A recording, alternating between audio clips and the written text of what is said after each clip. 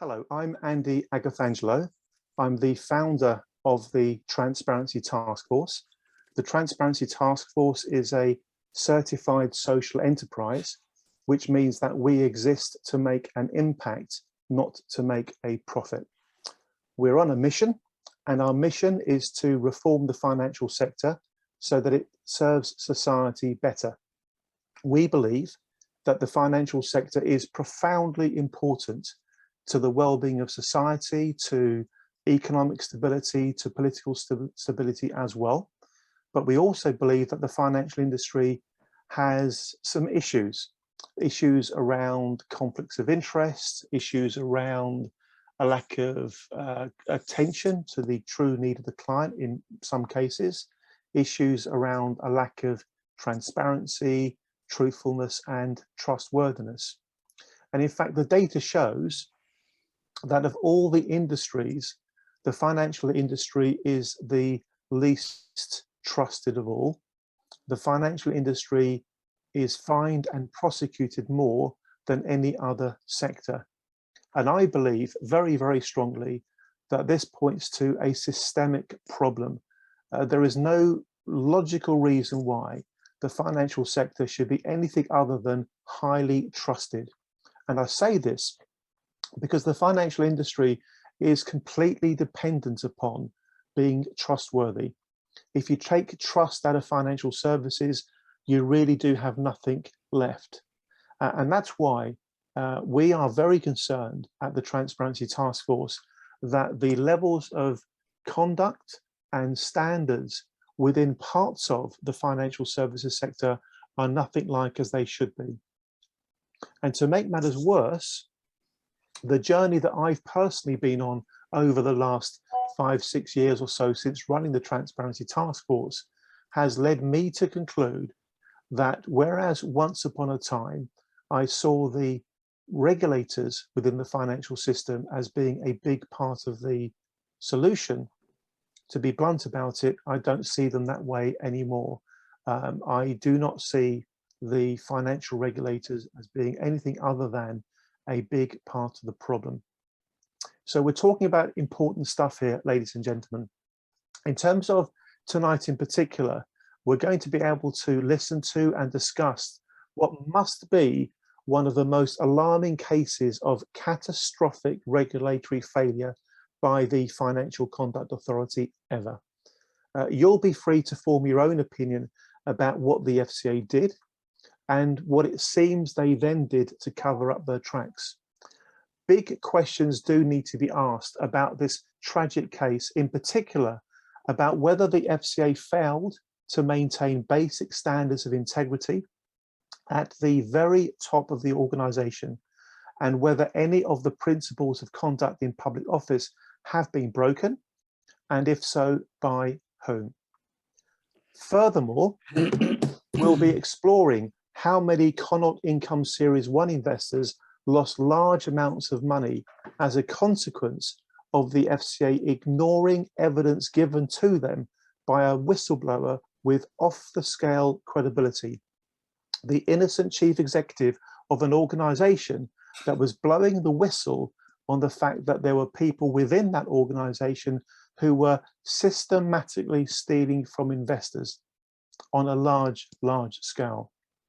Decide for yourself, ladies and gentlemen, whether the FCA properly protected the interests of a whistleblower or whether George Patellis was treated appallingly and had his life severely damaged by the FCA. In our opinion, having got to understand this case very, very well, in our opinion, what happened to George Patellis is the single most astonishing, catastrophic regulatory case we've learned about since the Transparency Task Force has started way back in 2015. But it's actually worse than that. And the reason it's worse than that is because all the evidence we have seen, including, for example, the evidence that is being gathered on behalf of the all-party parliamentary group on personal banking and fairer financial services, which, if you don't know, is carrying out a call for evidence about the Financial Conduct Authority. All the evidence we've seen, from the APBG's evidence to everything else we've got to learn about over the last 5 or 6 years or so, points to the idea that this situation with George Patellis is simply part of a broader pattern of systemic abuse of whistleblowers by the FCA. These are very, very bold statements to make, and I absolutely stand by them. I'm going to repeat what I just said. The evidence we are seeing points to a broad pattern of systemic abuse of whistleblowers by the Financial Conduct Authority. I don't think I can make the point any stronger than I have.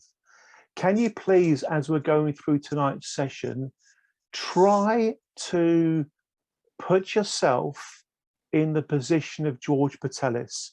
Try to think about what it must have been like to go through what he went through, not just in terms of when it was all happening, but also in relation to what has happened since. And frankly, please do ask yourselves whether you would have been able to stand up to the pressures and the challenges and the emotional and financial consequences, as well as George has done. To my mind, George Patellis deserves a medal for not only standing up, not only speaking truth to power, but also for, in such a determined and resilient way, somehow keeping it all together well enough to survive to the point we're at today, where we can start to bring the truth out to the open. I hope that set the scene for everybody. In a moment, we're going to be hearing from Mark Bishop, who really does understand this case and the whole context supremely well. So in a moment, we're going to be passing to Mark.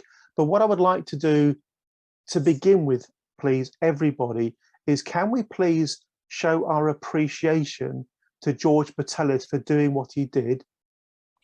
If it hadn't been for the appalling conduct by the Financial Conduct Authority in terms of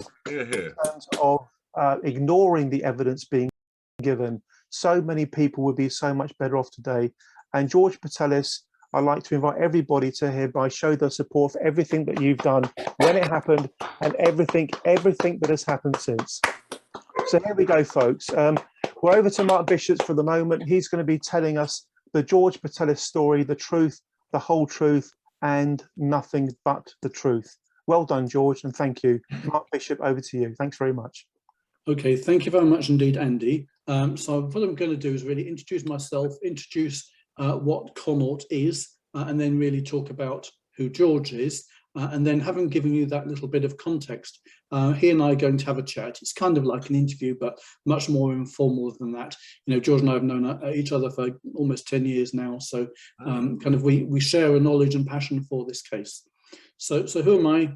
I work with Transparency Task Force in the area of particularly strategy and affairs, but I have a history prior to that, long prior to that, of being involved with Connaught as an investor.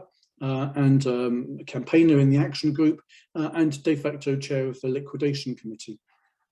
So what was Connaught? Well, its original name was the Guaranteed Low Risk Income Fund Series 1, which, as the name suggests, very much positions it as a risk-free product. Subsequently, it became called the Connaught Income Fund Series 1. It was what's known in the industry as a UCIS, UCIS, which stands for Unregulated Collective Investment Scheme. But it's very important to say that that doesn't mean that it was some unregulated kind of boiler room scam from outside of the industry. That's outside the regulatory perimeter. That's not the case at all. A UCIS is a product that is promoted by a firm that is authorized, and the authorized firm also acts as custodian of investors' assets. So it's within the regulatory perimeter, but because the assets are illiquid, the product can be distributed only to sophisticated and professional and high net worth investors, and it can be distributed only through independent financial advisors. Among the investors, I've met Queen's Counsels, a past chair of I think the Law Society, somebody who was a Big Four audit partner, someone who was the CFO of a FTSE 100 business. these were not unsophisticated people by any means.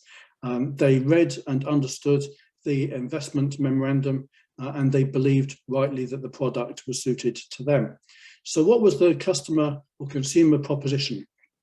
And the idea is that we would loan our money to an English limited partnership, which would then kind of make bridging loans to high quality investors, or kind of high quality borrowers, I should say, people who wanted these bridging loans. And the bridging loan is a regulated residential mortgage, typically having a duration of less than 6 months, that enable a person to sell one property and buy another before the sale completes, so that they can, for example, take advantage of a really good deal, perhaps at auction, or they can relocate themselves. There were various undertakings about loan to value, would not go above a certain level. There would always be a first charge on the property. There would always be high quality borrowers, and guarantees also from a number of parties that were involved in this product. The consumers that invested in the product would receive interest around 8% a year. Now, you may say that's a lot of interest, and it is a lot of interest compared to, for example, a deposit account. But if you compare it as a rate of return on capital, it's not unreasonable. It's about what you would get from investing in the FTSE 100 over the long run, and perhaps a little less than you would get from a global all-share tracker. So all sounds very good, doesn't it? And in fact, there have been products exactly like that that have done brilliantly. So what went wrong? The first thing that went wrong is that there were almost no bridging loans, literally almost none. What mostly happened was development loans, which are obviously much riskier. They're much less liquid, so they take a lot longer to kind of turn into cash again. They're less, the turnover ratio is slower. They were often made to high-risk borrowers, including one man who'd done a couple of years in jail as a fraudster, to a notorious North London crime family members, to a number of connected parties, including one individual who's best described as mentally deficient. There was minimal or defective or even no security for a lot of this lending. The guarantees that were promised turned out to be either non-existent or of no value.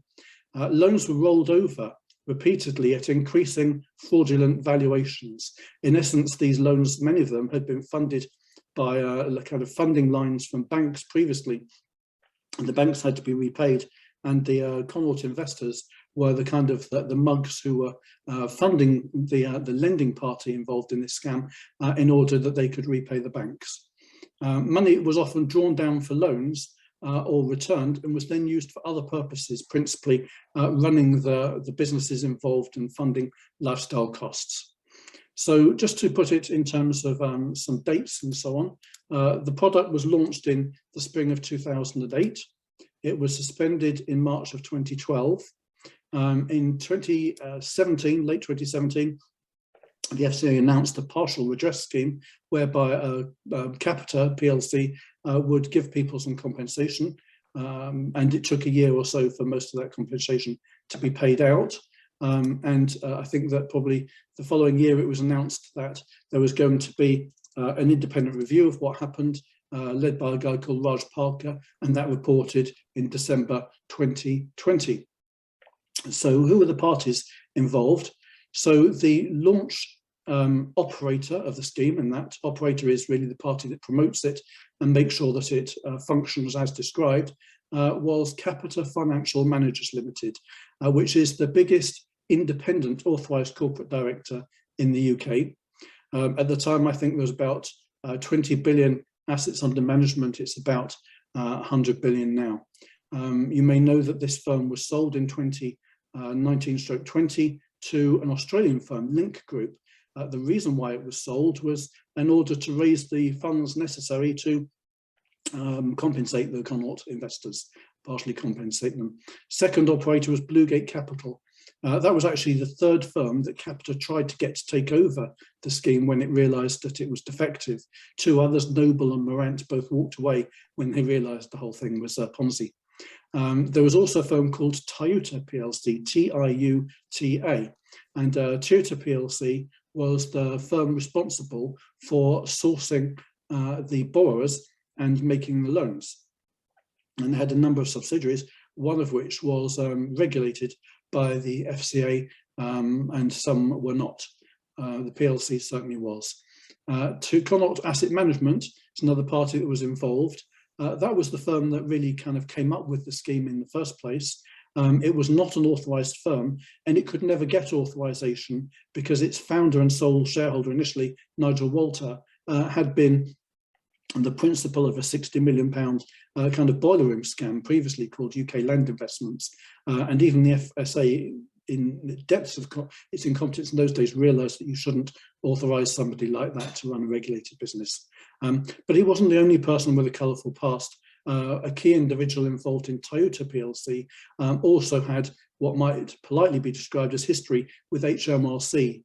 He'd been involved in defrauding HMRC by faking various VAT invoices.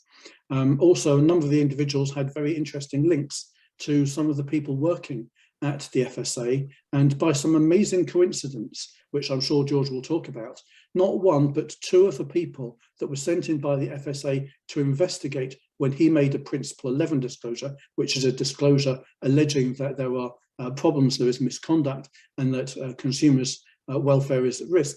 Not one but two of the regulators sent in were people known to have association with the key individuals involved in perpetrating the scam. So very strange things, and not probably a history that the regulator would be proud of. To give you a sense of scale, the amount of money that was invested in the scheme at the point at which it was suspended was £106 million. And that money was essentially all gone. They couldn't afford to make a quarterly distribution of income to investors, which was a little over £2 million. So, you know, over £100 million had gone west. Of that money, the investors have had about £80 million. Hardly any of that money came from the loans, because the loans were assets of minimal value, frankly, and the recoveries from that source just paid for the liquidators' activities and legal costs. But most of that money has come from Capita. They were sued by the liquidators, I think 2017, some was paid out, and 2016, and the following year, the regulator negotiated a settlement they described as up to £66 million, but was in fact about £57 million to be paid by Capita to the investors. Of course, the investors also lost 10 years of interest. That interest itself would be more than £100 million if you compound it.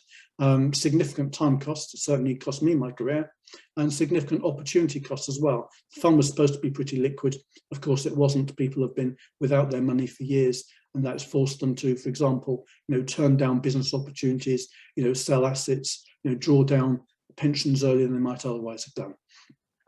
What went wrong? Well, just a few highlights. Capita did literally no due diligence into the product or its counterparties. The scheme never operated as it should have done. The regulator did no due diligence into Toyota, or minimal, and it allowed it to be authorised, even though it knew that HMRC had a problem with one of the principals, failed to prosecute Nigel Walter for UK Land Investments, or stop him conducting regulated activities. Connaught Asset Management did conduct regulated activities when it shouldn't have done. There was minimal supervision and zero intervention when problems became highlighted to the regulator, and in particular it failed to act on repeated whistleblower and other intelligence, the most important of which of course comes from George Patellis. So who is George? Well, George was kind of latterly the chief executive of Toyota PLC.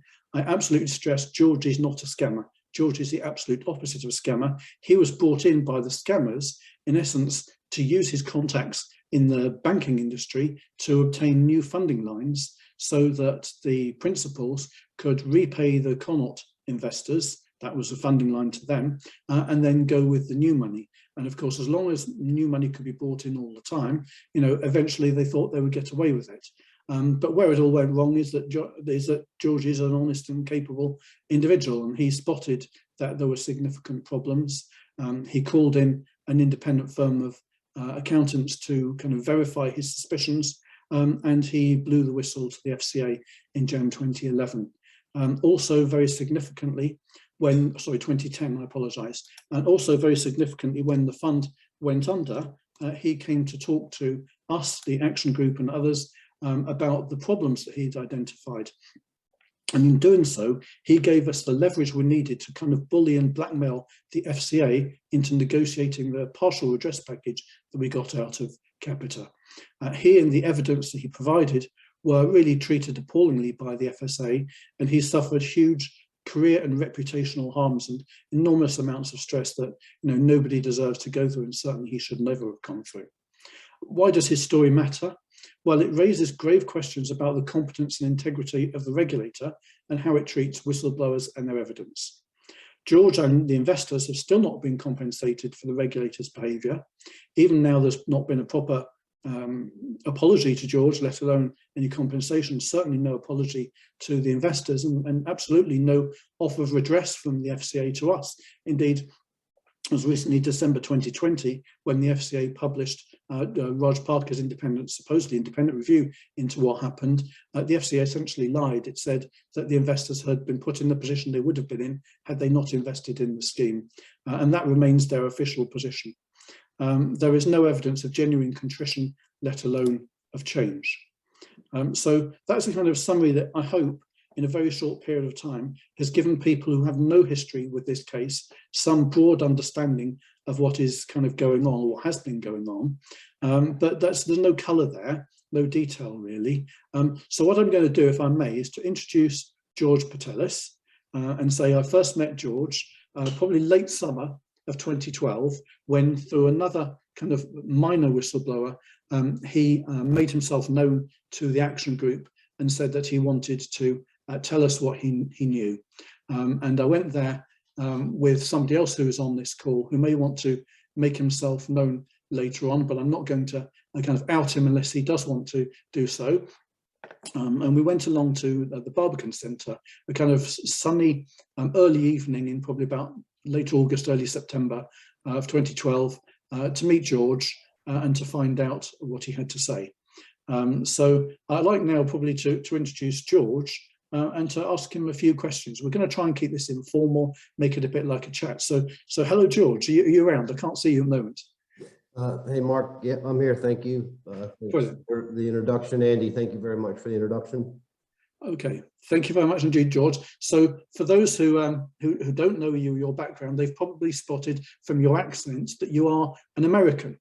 So I'm going to start by kind of asking you the obvious question. How did you, tell us a bit about yourself and how you ended up to be working in London?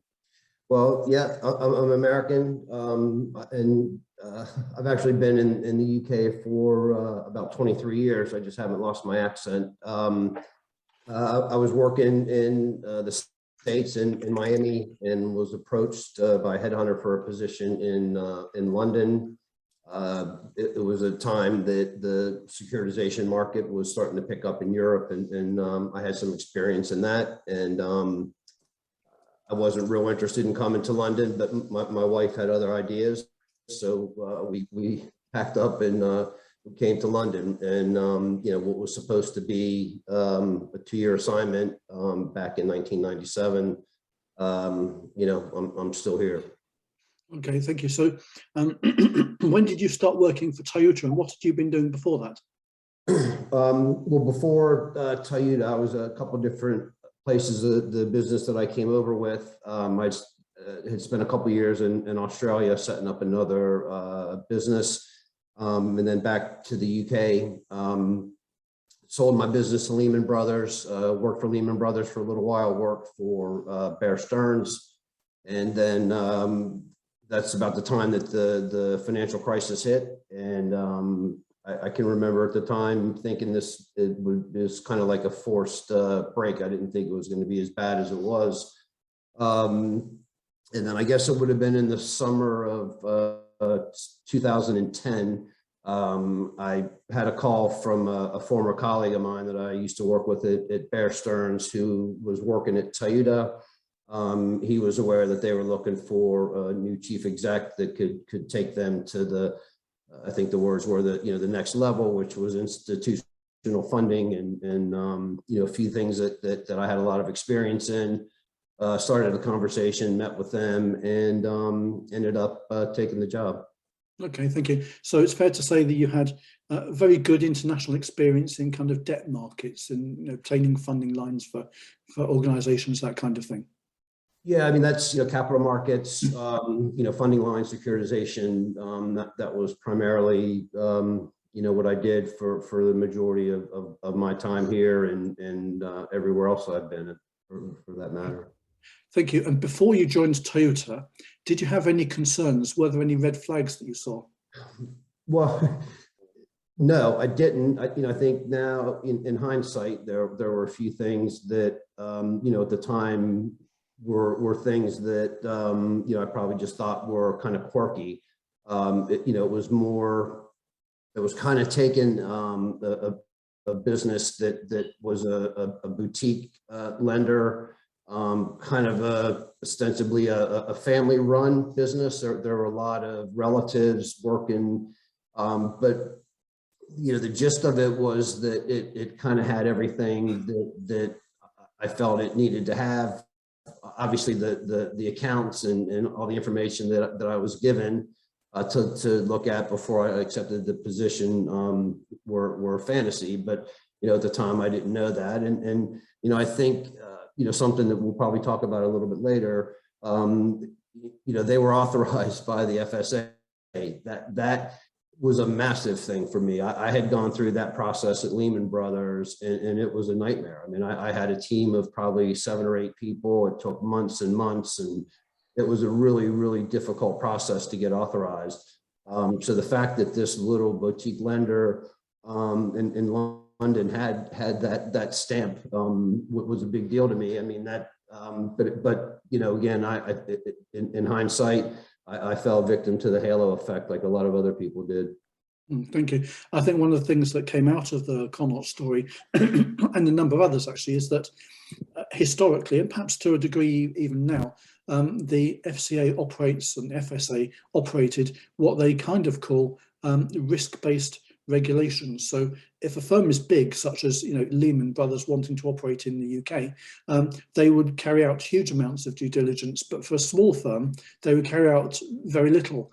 And of course, the consequence of that is all kinds of rubbish finds itself within the regulatory perimeter, authorized when it never should have been. And that kind of seems to have been the case for this one, doesn't it?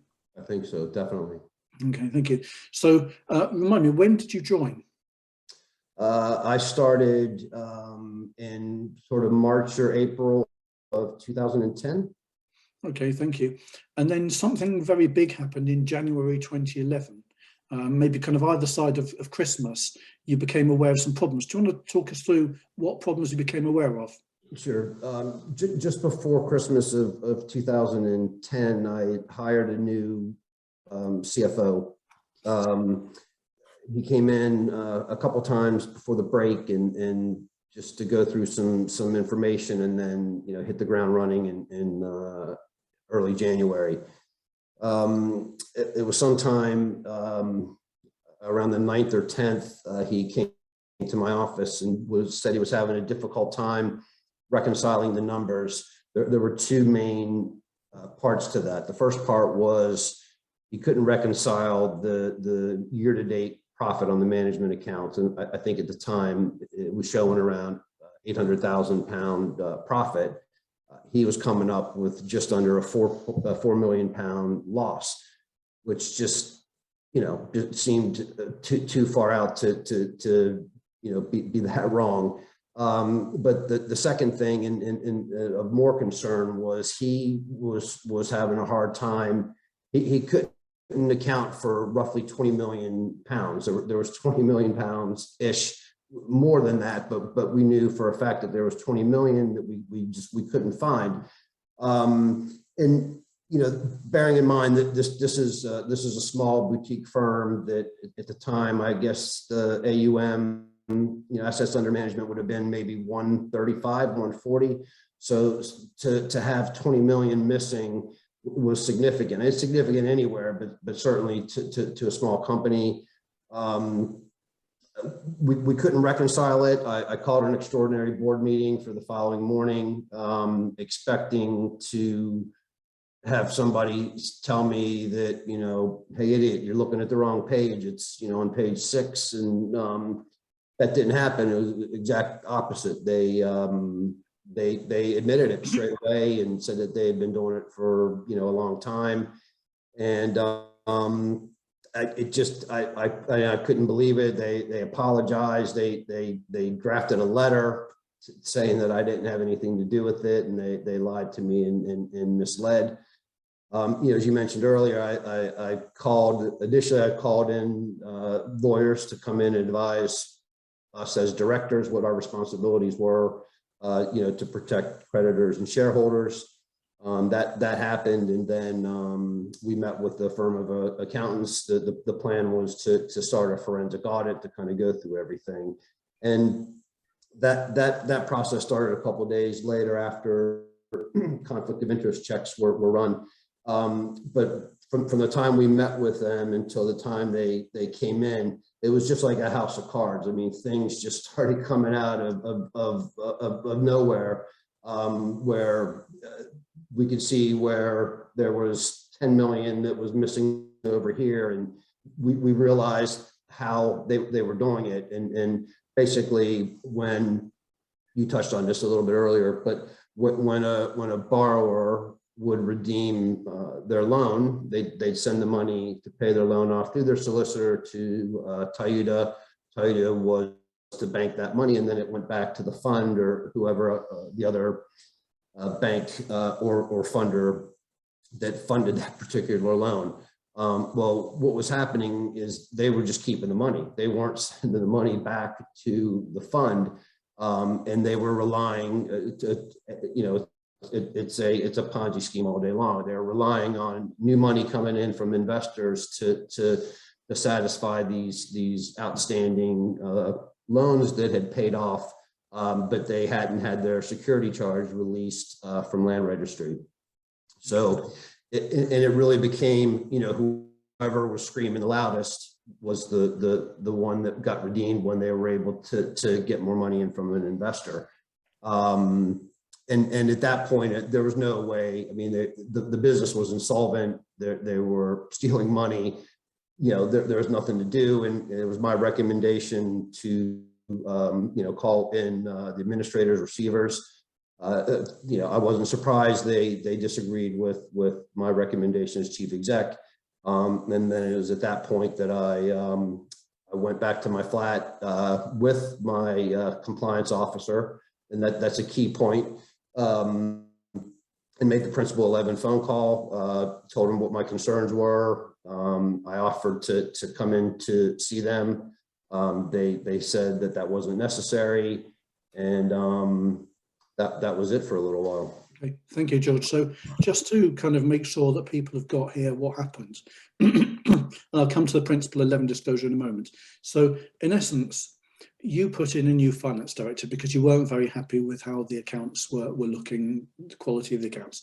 You put in a new finance director. The finance director, within days of being appointed, said, there's an enormous black hole here. Of the £100 million or so of the Connaught money that we're supposed to be looking after, it's not our money, it's Connaught investors' money. Of that £100 million, at least £20 million, and quite possibly tens of millions of pounds more than that, have gone missing. You held a board meeting, and your fellow director said, yeah, well, we stole it, really. That's where it's gone. So worse than that, they actually said that they could use it however they wanted. That they expected me to believe that they could just use it however they wanted to. But yeah, essentially that was it. Okay, and when you kind of basically said, I can't be involved in this organization anymore because it looks like I've been involved in this fraud, they even signed a confession letter which said it was them that had been doing it, and you had no involvement, you'd not known nothing about it. That's right. Okay, so then Principle 11, for those who don't know what Principle 11 is, the FCA has a set of principles for business.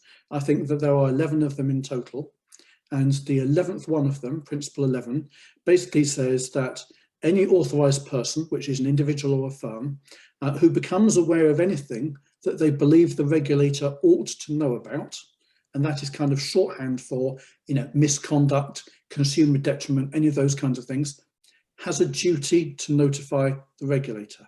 So as soon as you became aware that the suspicions of the new finance director were confirmed by the statements of the directors, You then went home to your flat. So Toyota had an office somewhere in the City of London, didn't it? And you were living in a flat near to St Paul's, so kind of walking distance from the office. So you basically walked back to your flat with the compliance manager, and in the sight of the compliance manager, who's your witness, you phoned the FSA and you made a Principle 11 disclosure. You said, I found a black hole in this company's accounts: fraud, false accounting, theft, consumer detriment. And I believe that they're insolvent. They're insolvent as well. Okay, which of course you would have to notify them of, because their solvency test threshold condition is that a firm must be solvent. Okay, and what was the regulator's response to this bombshell? Well, it was pretty relaxed. You know, I'll come back to this a couple times tonight, and I don't mean it to put myself on any pedestal or anything, but I'm chief exec blowing the whistle on my own firm. That just can't be something that happens all the time. So I expected just everything to start happening. That I would go in and meet with them, and it was nothing like that at all. I had the phone call with them. They asked me to, I mentioned I offered to go to Canary Wharf and meet with them in person, because the other thing I should mention is that when things started to unravel, and I knew where everything was going, it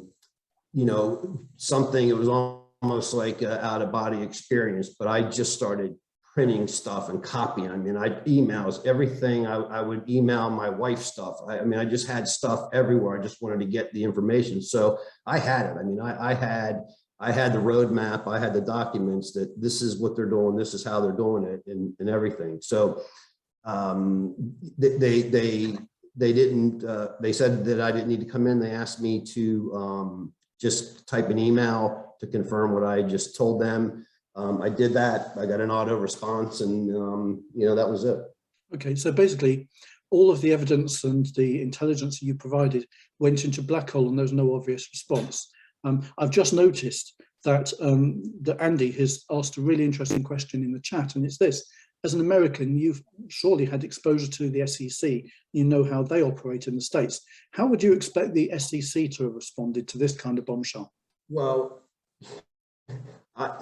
I absolutely believe that it would have been handled a lot differently for a couple of reasons. Number one, again, my position within the company. I mean, it's rare that chief exec is going to blow the whistle on his own company, given everything that they would have to lose if they were wrong.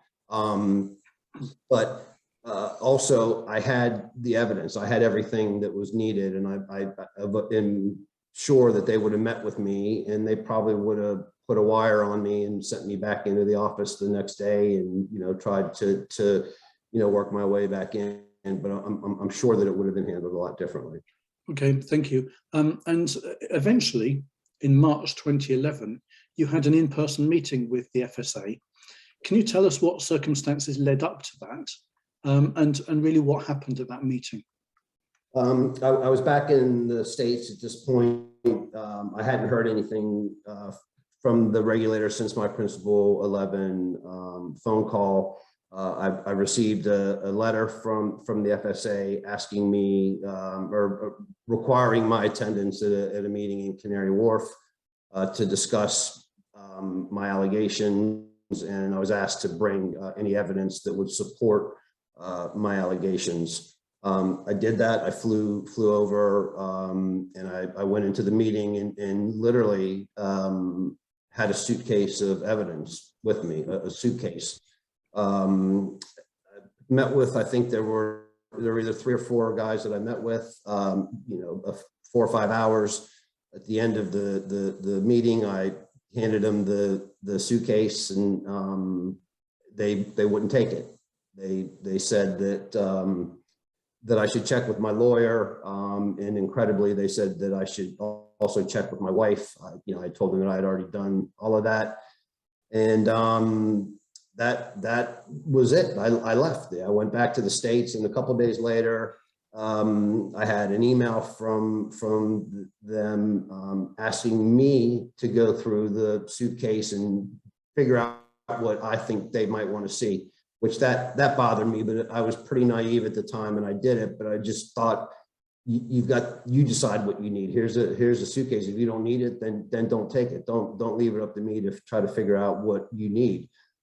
So I sent them a selection of the evidence, but it was the key evidence: the admission letter, the board minutes, the reports from the accountants that the business was insolvent, stealing money, everything that you would need, the cash flows. And I never heard another word from them. Okay, thank you, George. So just to clarify here, because what you're saying will sound to a lot of people so remarkable that it's actually quite hard to believe that it could be so. They may be thinking that they've misheard. So I'm just going to do what I've done once before and just say, let me just clarify that this is exactly what you said. You had basically, if you like, left Toyota, having realized that the FCA seemed to be doing kind of nothing. You'd gone back to your family home in around New York, and you were sat there and you received maybe an email from the FSA saying, we require you as an authorized person to come to our office in London at short notice, at your own expense, and to hand over to us all of the evidence that you possess. And you complied with this. You got on a long haul flight from New York to London with, as I recall, a carry-on suitcase that was filled with evidence. This was, you must have had another suitcase with your clothes and bits and pieces in it. You had a suitcase that was nothing but evidence, which you had, in the overhead locker so you could keep it safe. Yep. And you walked into their office in Canary Wharf with this suitcase, and they refused to accept those documents from you. That's right. Yep. That's remarkable. Now, why would they have had such a change of position in such a short period of time? Well, I didn't know this at the time, but I know. I think I know now. Look, I should also say, and this, Mark. If I say something, I can support it with evidence. If I can't support it with evidence, I'll let you know that I can't. And this is one of those times that I don't have the evidence to support it. But what I've found out recently is that through a Freedom of Information Act document that the FCA sent, is that when I blew the whistle, the FCA tipped off Toyota that I was the whistleblower. They told him it was me, and they told them what my allegations were. They told them what I said that they were doing. So, which is just unbelievable. And that's the one you have to think about. So they tell the criminals that I'm the whistleblower, and they told them what I said they were doing, which now, gave them time to come up with stories, and that explains the death threats that I got. It explains my kids being harassed on social media. But I think they ended up, for whatever reason, believing people that they knew without a doubt were stealing money. And this isn't just for me telling them. They're also getting regular reports from the accountants, who are now full-time based on site. So they're getting regular updates from the accountants, and every single month they continue to steal money, and their cash flow and balance sheet insolvent on all their companies, on every subsidiary. Okay, so interestingly, somebody in the chat, Neil Taylor, has asked the question: did the CFO support you and give separate testimony to the FCA?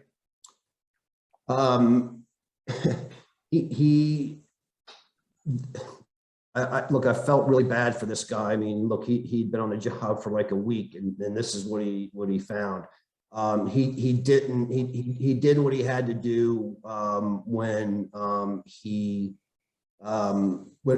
had to, when he had no choice other than to turn up, and that would have been through like meeting with the insolvency services, meeting with the liquidators, where you have to turn up. But he didn't go with me to any of those, or offer any support. And I didn't ask him if he would. I didn't want to put him in that spot because I knew that he wouldn't. Okay, but crucially to Neil's point, your allegations were verified not only by the board minutes and the confession, but also by the fact that when you first became aware of the problem, you brought in independent insolvency experts from BDO, so a large and reputable firm, and you had them look at the numbers, and they come to the conclusion that there was at least as big a hole as the CFO thought, didn't they? They said, money's gone, 25 million or so.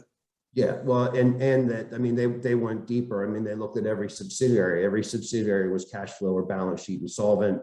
They continued to steal money while BDO were on site, and that continued. But yeah, I mean, that was something that they knew. And in fact, after my meeting and I sent the evidence in, I had 2 of the BDO reports that when we're looking at the numbers that showed that business cash flow and balance sheet insolvent, and that they were still stealing money. Okay, thank you. John Banerjee's asked a great question in the chat, and I think actually it's a segue into quite another interesting issue. He said, did the head of compliance go with you to the FSA and give supporting testimony? And there is an interesting question about the relationship between the head of compliance and the FSA, isn't there? Yeah, well, this is a different. This isn't Mike Davis. This was another compliance person that I hired because of that conflict. So it's a little bit different. But the compliance person that she was very, very supportive. In fact, I don't even think I asked her to come back to my flat with me. I think she's like, I'm coming with you. And then, she also had to send in a separate form. I think it's called SUP 15. She had to send that in and, do some follow-up stuff, but she was very supportive, and there were a few things that I needed from her after the fact, just, minutes and notes from different things, but yeah, she was supportive. Thank you. So there was what I'll call an independent compliance person, who's the one that you brought in because you had concerns about the one that had been there originally, and she was supportive of your allegations. Right. There was also a compliance person by the name of Mike Davies. Now, Mike Davies was an interesting character because, as well as being compliance manager at Toyota PLC, he was also the chairman of Connaught Asset Management Limited, which was the other kind of engine room, if you like, of the fraud. And in fact, he was the person who introduced the Connaught people, Nigel Walter and so on, to the Toyota people, Steve Nicholas and that lot, long before you were involved in any of this. So he was, if you like, if there was any person that was at the center of how this thing operated, it was good old Uncle Mike. And Uncle Mike, by some strange coincidence, was a friend and former colleague of the individual at the FSA that was supervising Toyota, was he not? That's true, yeah. What was her name, do you recall? Lorraine Wadhams, was it? Something like that. Yeah, Lorraine Wadhams. And there was another familiarity link between the leadership team at Toyota, specifically those who were involved in the scam, and the people who came in from the FSA to investigate your allegations. And what was that? Well, that one was much, in my opinion, much worse than the other conflict. This person was, despite the independent reviewer completely downplaying this in his review, this person was my main contact. He's the person that I met with when I went into Canary Wharf. He's the person that I sent my evidence to. He's on every email, either he sent it or he is copied on it. So he was one of the if not the main person. But in any event, his former boss was the compliance officer that was now in place at Toyota after my compliance officer resigned when I resigned. So yeah, the guy at the FCA, the supervisor at FCA, his former boss was the compliance officer at Toyota. And it led to some really interesting things, as you know. I mean, there were some things that were, for example, a few months after I turned over the evidence and blew the whistle, I saw an email exchange between the two of them, and it said from the FCA supervisor was telling the compliance officer at Toyota that Toyota needed to back away from the guarantee, which was the main thing, or I would assume one of the main things that the investors had comfort in, was that their investment was guaranteed. That you need to back away from the guarantee because you can't cover it. You don't have the money and just these other problems. So he's saying that a few months after I blew the whistle, but yet he doesn't think it's necessary to do anything publicly, while investors are still pouring, millions and millions of pounds into the fund, thinking that everything is okay, while that money, every penny that went in, was stolen. Okay, thank you. Interesting, George. Despite knowing you for 9 years, this is the first time that a particular piece of the chronology has come out, or that I've understood it. And it's this: you'd appointed that first there was Mike Davis as the compliance guy, and we know he was conflicted and he was useless. Then there was the one that you brought in, who was from outside and therefore not connected to any of the parties, and that was fine. She left around about the time that you left. Same. Then, after the investigation by the FSA is supposedly started, a new compliance manager joins, who happens to be a very close contact of the individual at the FSA that is leading the investigation.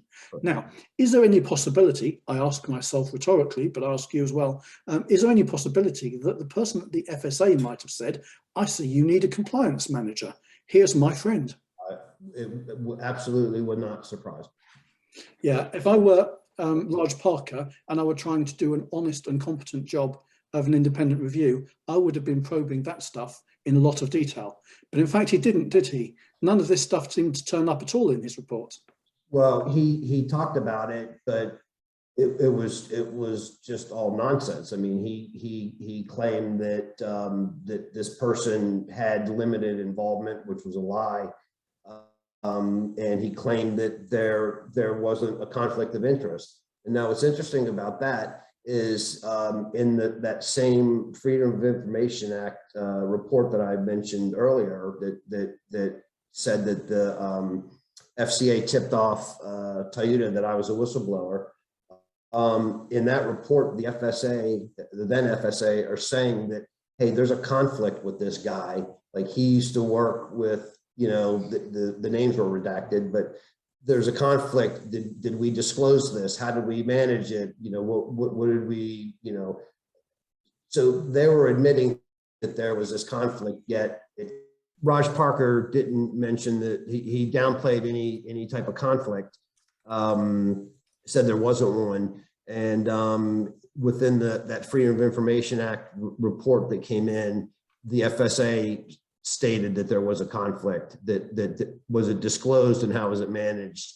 So they knew that there was a conflict that they identified, but the independent reviewer didn't seem to think there was one.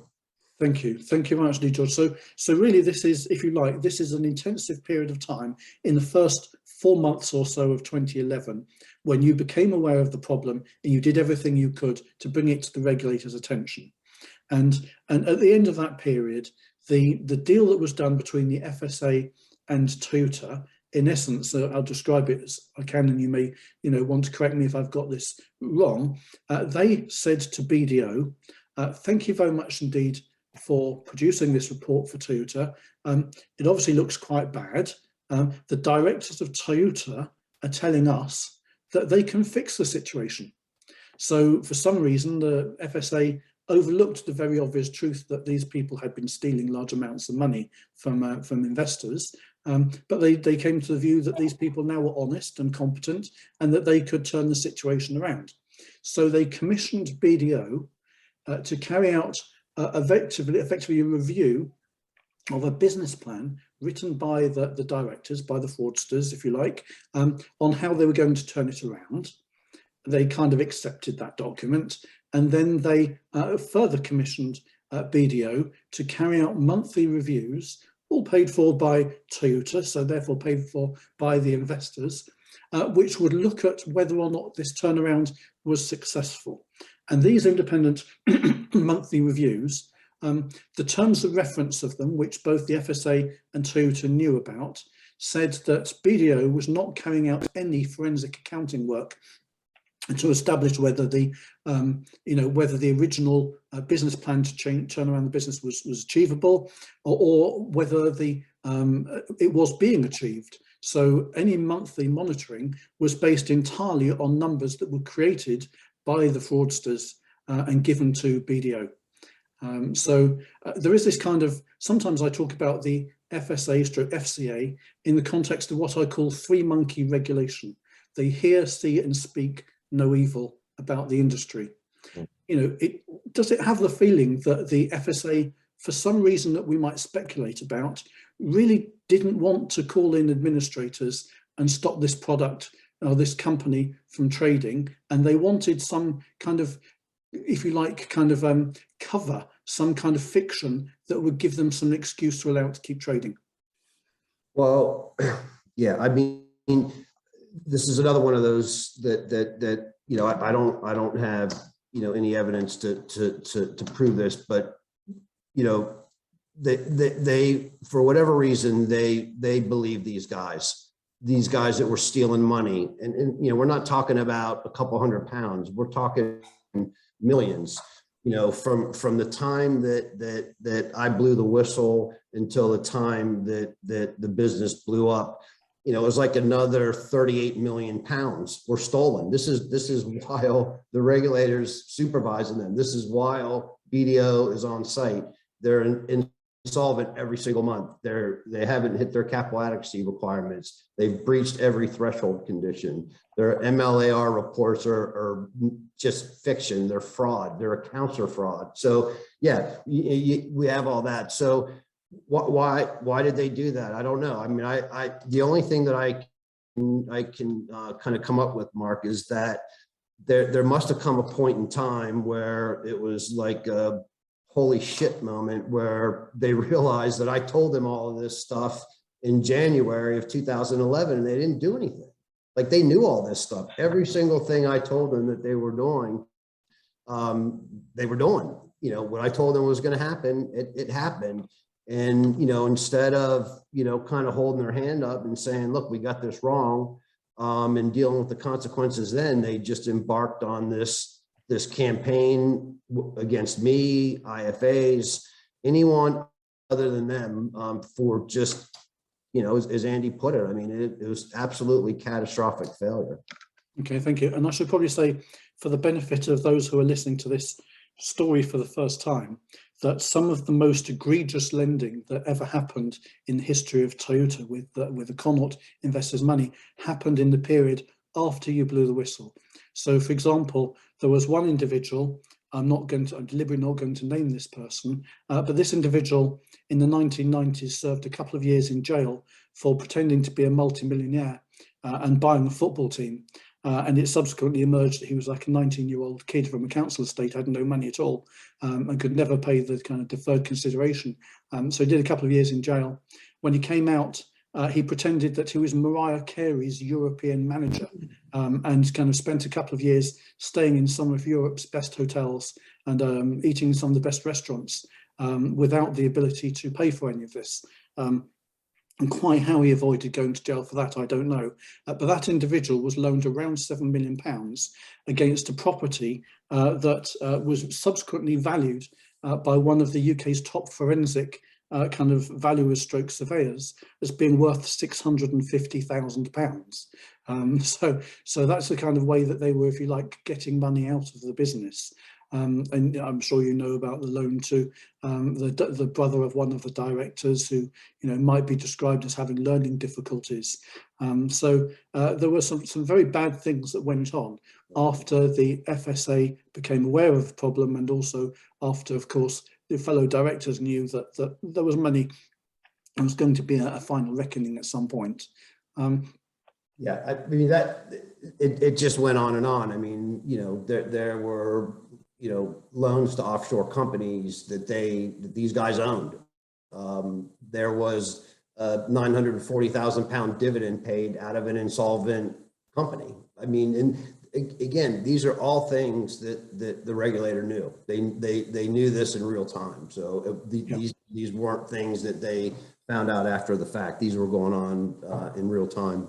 Okay, thank you. So you made your Principle 11 disclosure in Jan of 2011. The business continued to trade. They found all sorts of ways of getting money out of the business, and we can speculate who ended up with that money. And the whole thing kind of collapsed in March of 2012 when they didn't have 2 million quid or so to pay a quarterly kind of distribution to the investors. So by that point, really 106 million pounds had gone west. And at that point, did you then hear from the FSA immediately or after a period of time?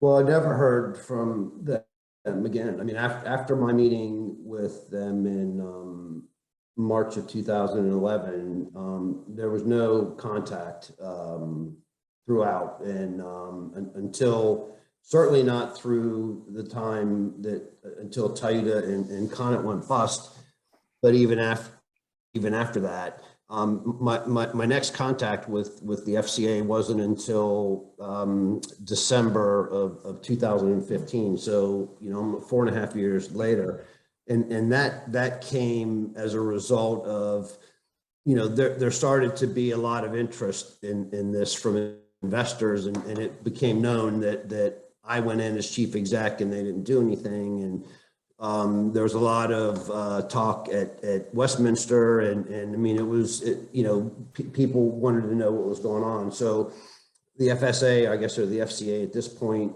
started putting out these Q&As to keep everybody informed.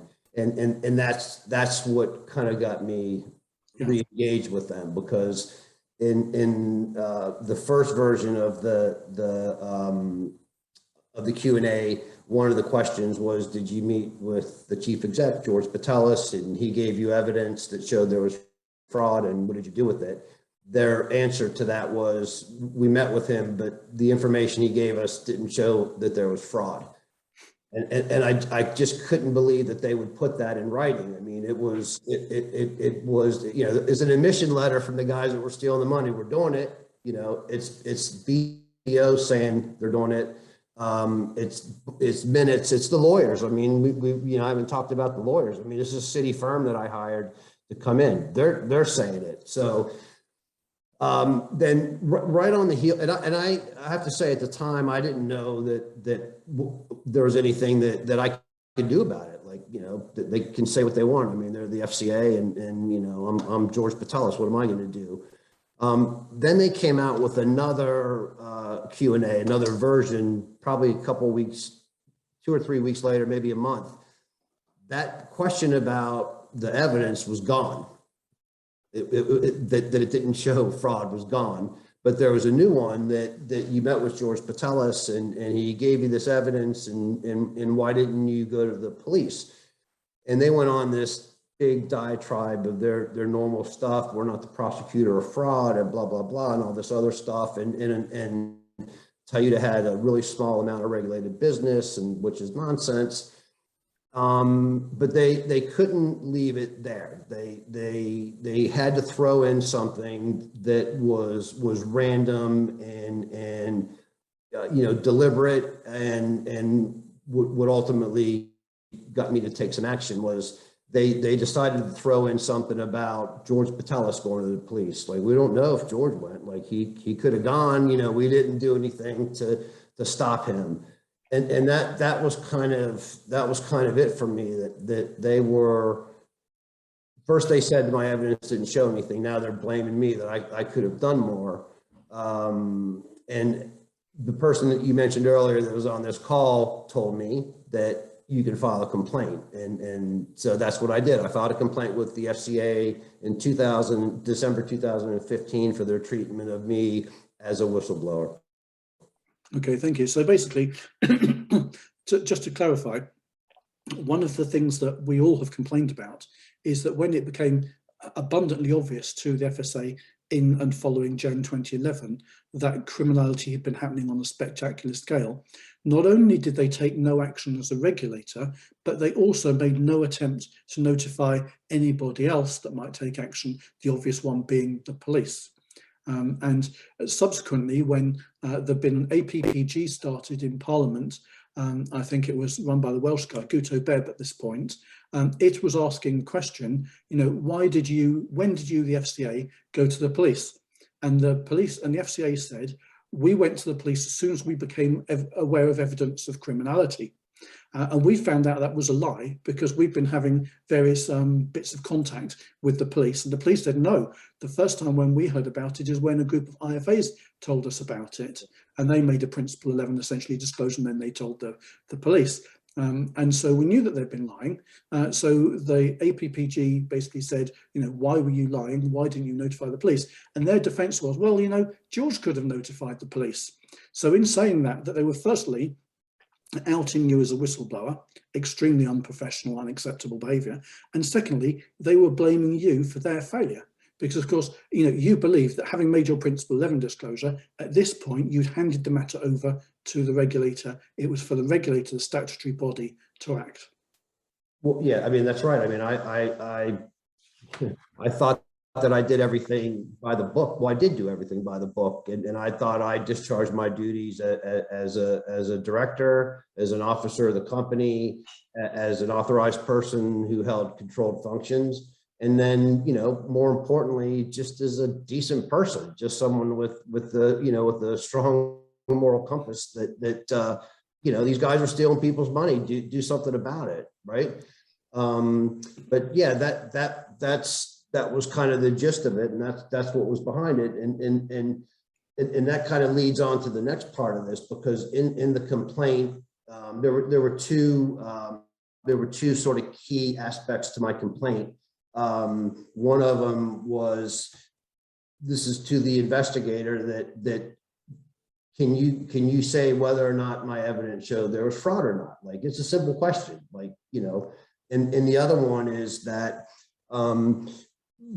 the issue with the regulator saying that they weren't aware whether I went to the police or not was very problematic, because as a whistleblower, if you go in and you report something and they're not the investigative authority, they're supposed to say, hey, thanks for coming in. You need to go down the hall and you need to tell that guy, because that's not us. But they're obligated to do that.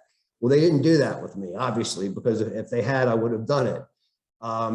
So when I brought that up in my complaint, when I get the complaint back, it took a little while, and there was a bunch of bullshit in there. But the two main things about the evidence, the investigator said it wasn't his job to say whether it was or wasn't, whether it did or didn't show fraud, which was the whole point of the complaint.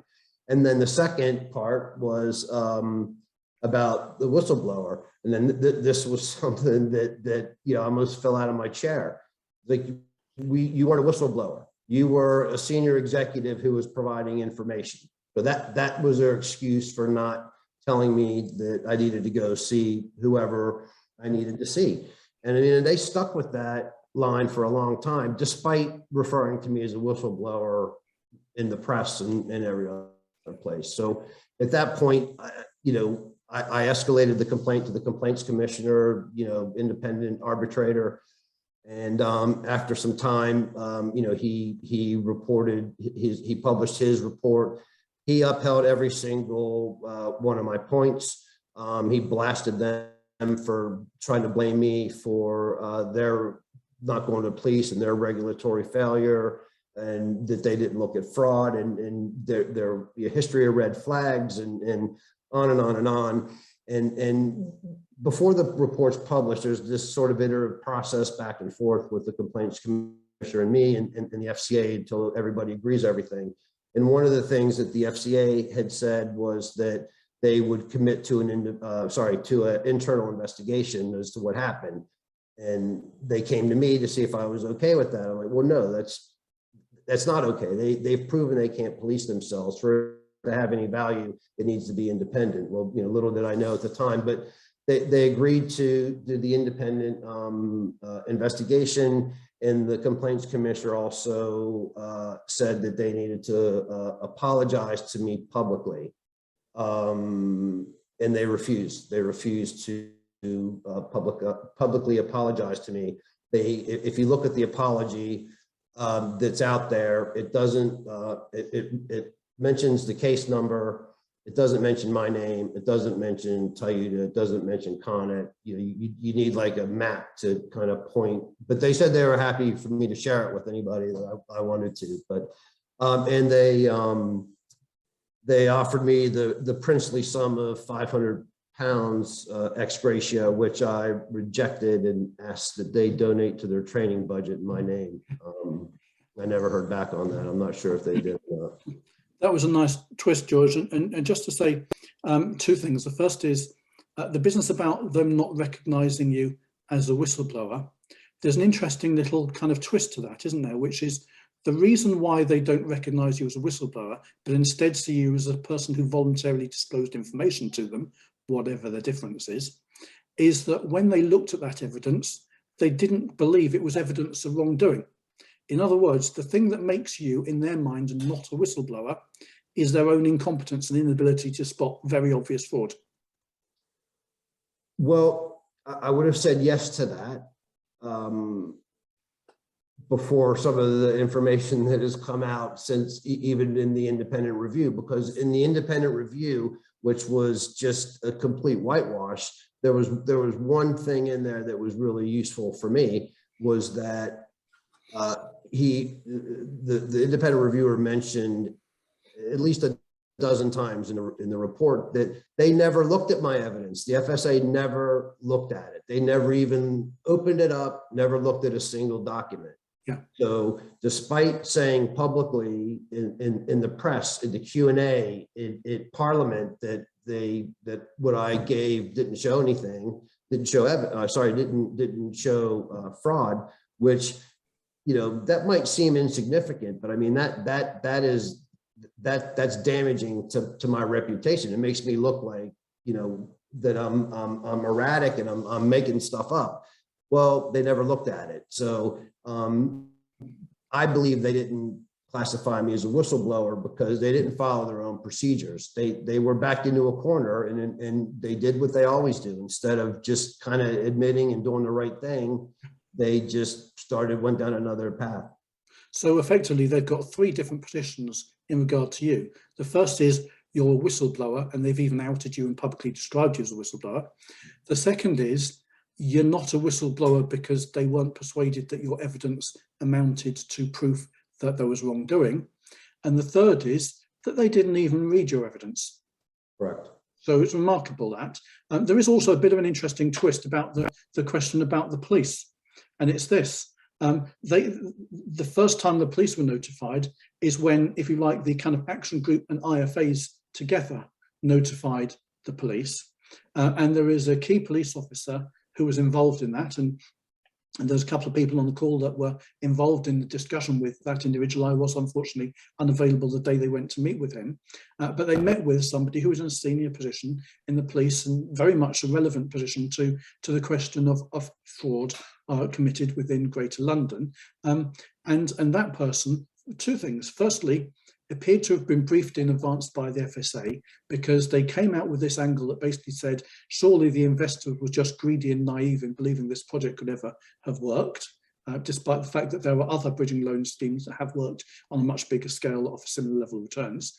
And the second thing is, guess where that individual went to work? Initially as a secondment and subsequently taken on to payroll. Of all of the organisations that there are in the United Kingdom, in the public and private sector, what are the chances that that person would now be an employee of the Financial Conduct Authority? So so the age-old question, isn't it? Are these people stupid or are they dishonest? You've got to look at some of the coincidences in this and say, well, we haven't found the smoking gun.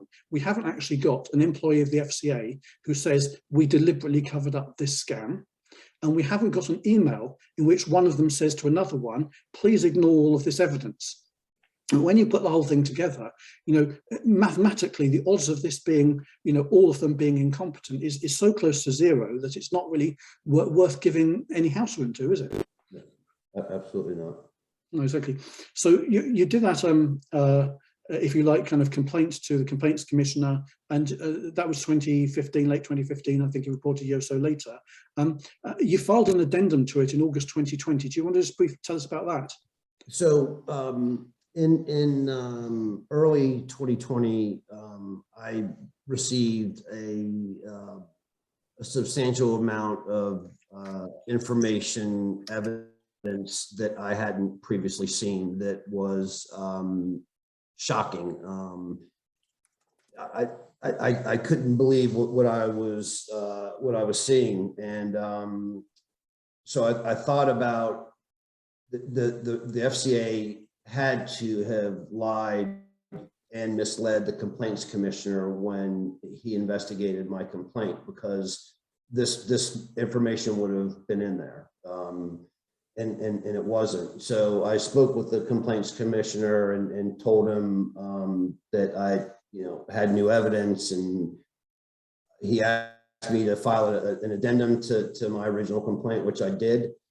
And it was massive. It was, I think, 52 pages, the complaint itself, and I think over 800 pages of exhibits. And it was, it was the most damning thing that I had seen since this whole thing started, and that's saying a lot. I sent it to the Complaints Commissioner, and I should say that this was also like kind of in the middle of the independent review. The Complaints Commissioner asked me to send it to the Complaints Commissioner asked me to send it to the independent reviewer, which I did. He then asked me if he could let the FCA know that it existed. I said yes, and then a couple of weeks later, he asked if he could share it with the FCA. I said sure. I don't, I'm way past the point of hiding anything or caring what's out there. But I mean, it was, I think, what you saw. I mean, it was a bombshell. I mean, it was unbelievable what was in there. And then, we fast forward to December 2020, about a year ago almost, and the independent review comes out, and not a single word of my 52-page report or any of the 800 pages of exhibits, not a single word was in that report, the final review. And just to give you an example of some of the things that were in there, it showed some of what I mentioned earlier about every single month that they knew money was being stolen, that every single month Toyota and all its subsidiaries were cash flow and balance sheet insolvent. It shows the FCA, they were complicit in the losses. They were directing Toyota what to do with money when it came in. Their concern was the regulated loans. Obviously, they would have money coming in that was from a loan that was funded by a Connet investor. So that money comes in, it should go back to Connet. They would have that money come in, and then that money was used to pay a different bank loan with a different bank because that loan was regulated. They were aware of connected transactions. They were aware of loans to offshore companies. These are things that are all prohibited by the scheme particulars. There are certain covenants within the information memorandum that you can't do certain things, and these were things that you couldn't do. And they knew that they were doing it. They knew that not a single number was ever validated by BDO. So if Toyota had a property, they could say it was worth 20 million, and that they would just accept that. So that would look like they had that much money. Well, every single month, they never hit their projections. They never sold their properties for anywhere close to what they said that they were going to sell them for. And one of the other things that really stood out to me was this just the excuses that the regulator would accept from Toyota for not, well, excuses for stealing money. So the regulator might send an email that said you took £3 million in redemptions, but you only paid 800,000 back to the fund. And they would just come up with some crazy thing, and the regulator would accept it without, you know, the big problem that was the sort of theme throughout this, that they just never could do anything about one simple fact. These guys were stealing money, millions and millions every single month, and they didn't do a single thing about it.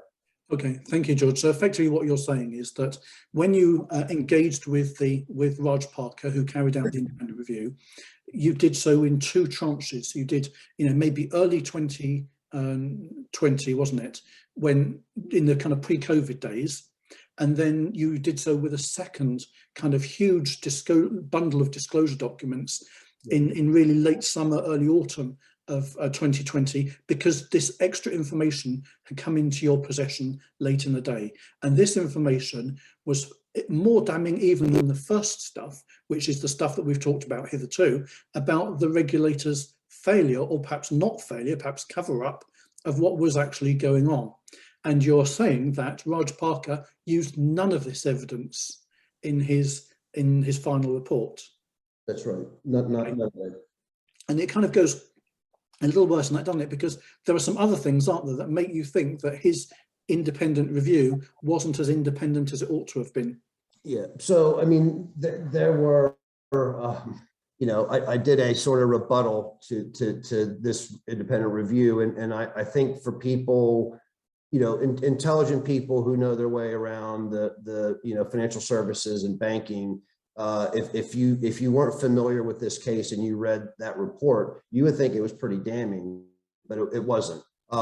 It was a complete and utter whitewash. He didn't cover anything. The entire report was full of qualified language, whether it was with respect to the regulator or mostly with me.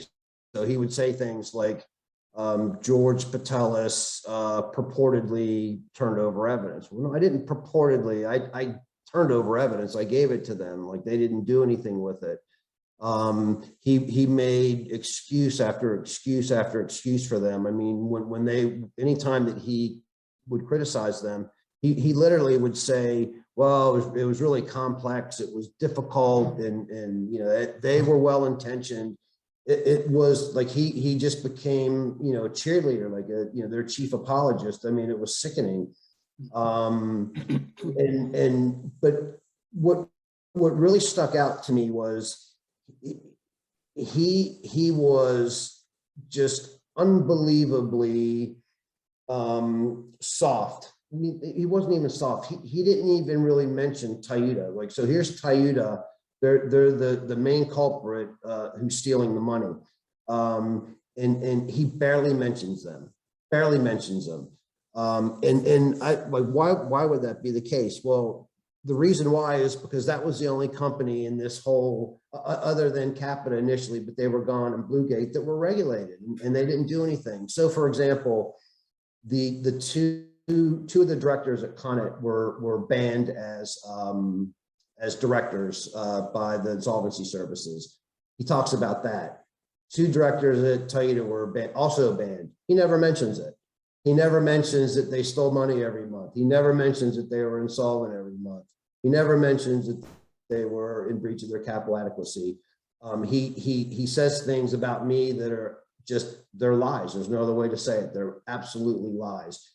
He is part of his sort of cheerleader role for the regulator. He goes on to say, like, how wonderful they are now. They're so much better than they were, when this all happened. And we're like, I looked at it, and this was part of my response back, was that during his investigation, there were 3 firms that collapsed where the FCA had knowledge either through whistleblower, and they didn't do anything. So this is Dawn Parker's review. I think it was like, 600 million, LCF, Blackmore. I mean, you could go on, but it was disgusting. And as luck would have it for Raj Parker, the independent reviewer, 6 months after the publication of the review, guess who he's working for now? He's now a senior legal advisor for the FCA. Yeah, indeed he is, and that was quite an achievement, and particularly unusual circumstances in which he achieved that appointment, because I submitted a Freedom of Information request and found out that firstly, the job was never advertised. Secondly, it was never briefed out to a search consultant. And thirdly, no other candidates were ever considered or interviewed for the role. Now, the FCA's official position, I will say this in case they watch this video and are thinking, or maybe Raj Parker watched this video and either of them are thinking that there's anything defamatory here. The official position is that there were no discussions held between those parties about this thank you job until after the report had been published. It's possible, I guess, but it does kind of feel like a coincidence too many, doesn't it? Given how many other kind of revolving door and familiarity conflicts there are throughout this story, it kind of feels like, they brought in somebody. The other thing I should say about Raj Parker is that he wasn't just some random independent third party that was briefed to carry out the review. He had worked at one of the Magic Circle law firms for something like 35 years. And this kind of was, the nice big payoff project towards the end of his full-time career. He's now part-time, of course, with the FCA. When he worked there, he worked alongside 2 people who are now, were at the time rather, senior executives at the FCA when he was commissioned to do the independent review. And one of those 2 senior executives at the FCA was Nausicaa Delphas. And Nausicaa Delphas was the key FCA executive that was drafted in to handle complaints from people like me when the fund was eventually suspended because all the money was gone. So Nausicaa Delphas ran what was known as the Complex Events Team, previously the Crystallized Loss Team, which is basically a team at the FSA/FCA that deals with cases that are complex in the nicest possible way, because they are ones that have got some element of regulatory failure in them. So, for example, RBSGRG, IRHP redress scheme, and other contested and controversial stuff was all handled by Nausicaa Delphas's team. So he wasn't some independent person. He was one of their mates to start with, and that obviously kind of colours the way that the thing turned out. And of course, Nausicaa Delphas, because she wasn't named, in fact, none of the FCA or FSA executives were named in Raj Parker's report, her reputation professionally is unsullied, and she has subsequently been seconded by the FCA to be the acting chief executive of the Financial Ombudsman Service. And as chief ombudsman there, she will therefore be the person with overall responsibility for looking at all of the complaints made by consumers about authorised financial services firms in the UK and how they've treated those consumers. And the FOS has to decide whether or not those claims should be upheld. If they are upheld, if the firm is a small firm, it may well go into default. If it goes into default, then the liability that's created by the complaint goes to the FSCS. So the FSCS levy rises in proportion to these claims. And the FSCS levy, as we all know, is known by IFAs and other small businesses in the sector as the regulatory failure tax, because they understand it's a tax that they pay to compensate consumers for some of the losses created by people who behave badly in the industry. So if, purely hypothetically, you were an FCA executive who previously worked in a cover-up department, and what you wanted to do was to try and preserve the reputation of the FCA by trying to control or manage the level of FSCS claims, what better place to be in than as Chief Ombudsman, Chief Executive of the FCA? Now, of course, I'm not suggesting at all that that is the thing that Nausicaa Delphas is going to try and do in the FOS. She may be a very honest and capable individual, but certainly she wasn't able to achieve anything for Connaught investors. But you can see so many conflicts that go on in the Connaught case that you have to keep asking yourself, was this entire thing a cover-up? Is it mathematically possible to employ as many stupid people as you would otherwise have to believe that they employed? That's my little rant over. I'm going to go back to asking you questions. That's really what I'm supposed to be here to do.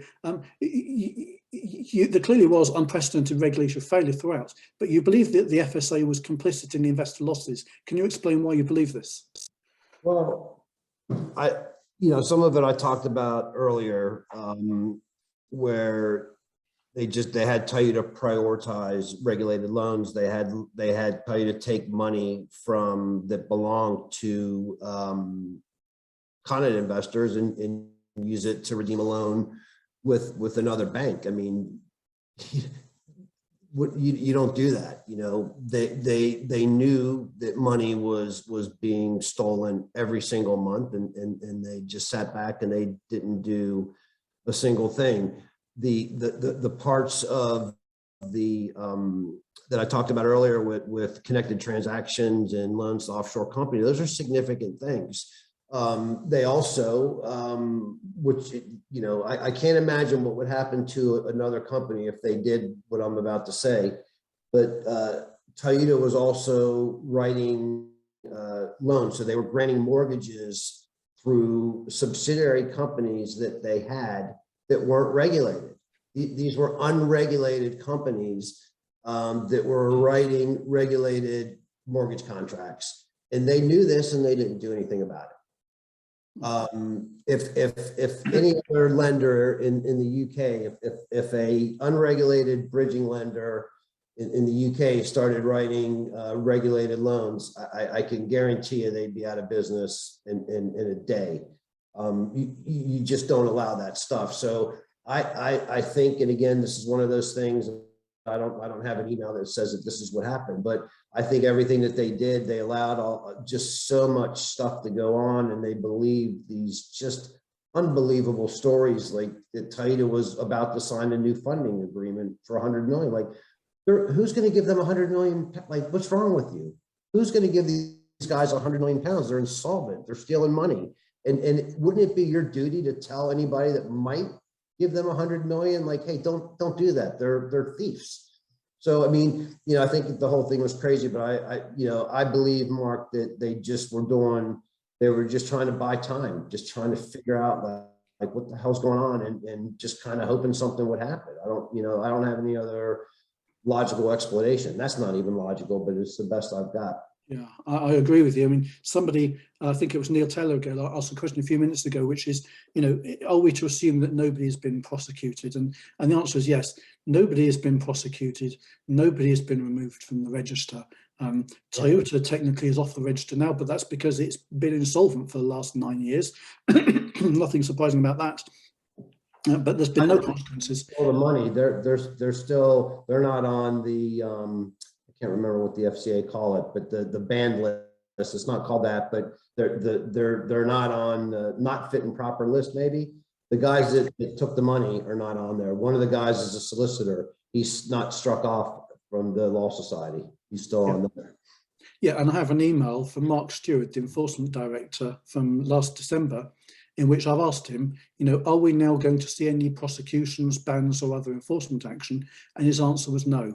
And the thing that kind of perhaps in a way concerns me the most is, egregious though all the stuff that happened in Toyota is that Capital Financial Managers Limited has suffered, no enforcement action at all. And Connaught wasn't the first time they'd screwed up, because it also screwed up over Arch Crew a couple of years earlier. In fact, it was the screw up over Arch Crew in which really the perpetrators, were, in my view, engaged in false accounting and, in kind of fraud by investing some of the money from investors in connected parties products. But in Arch Crew, Capita was the authorised corporate director, and it basically failed to spot misconduct, and it failed to, report on changes in value of the assets.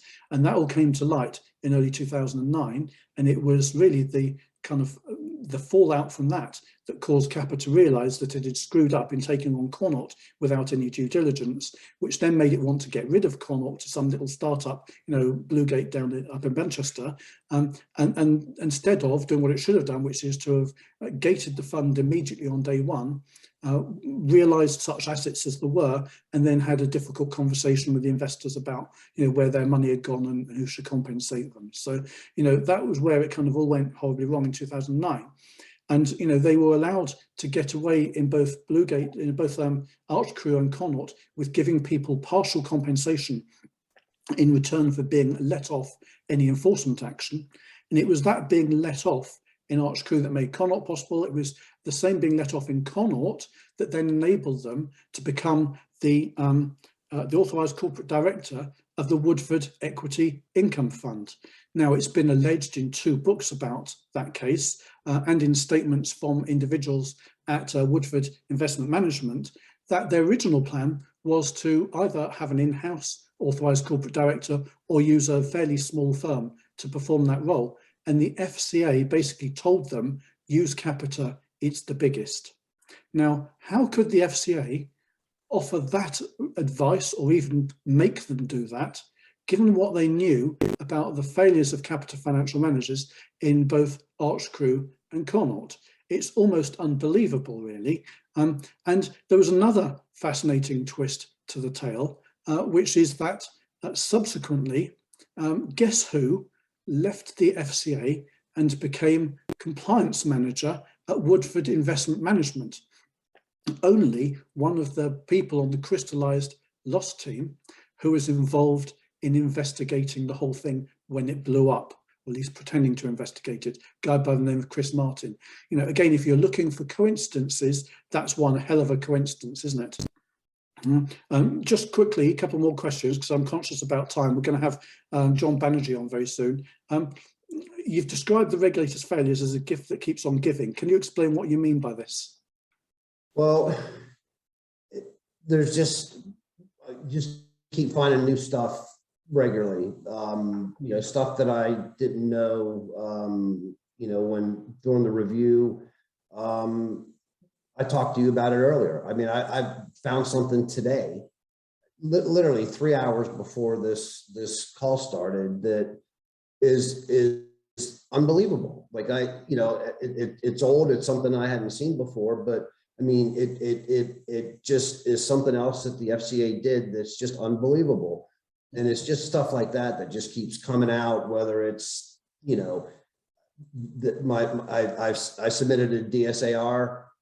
That was over 9 months ago, and I'm still waiting. You're supposed to have it, worst case, 90 days. So there's everything is just, stuff just keeps on happening.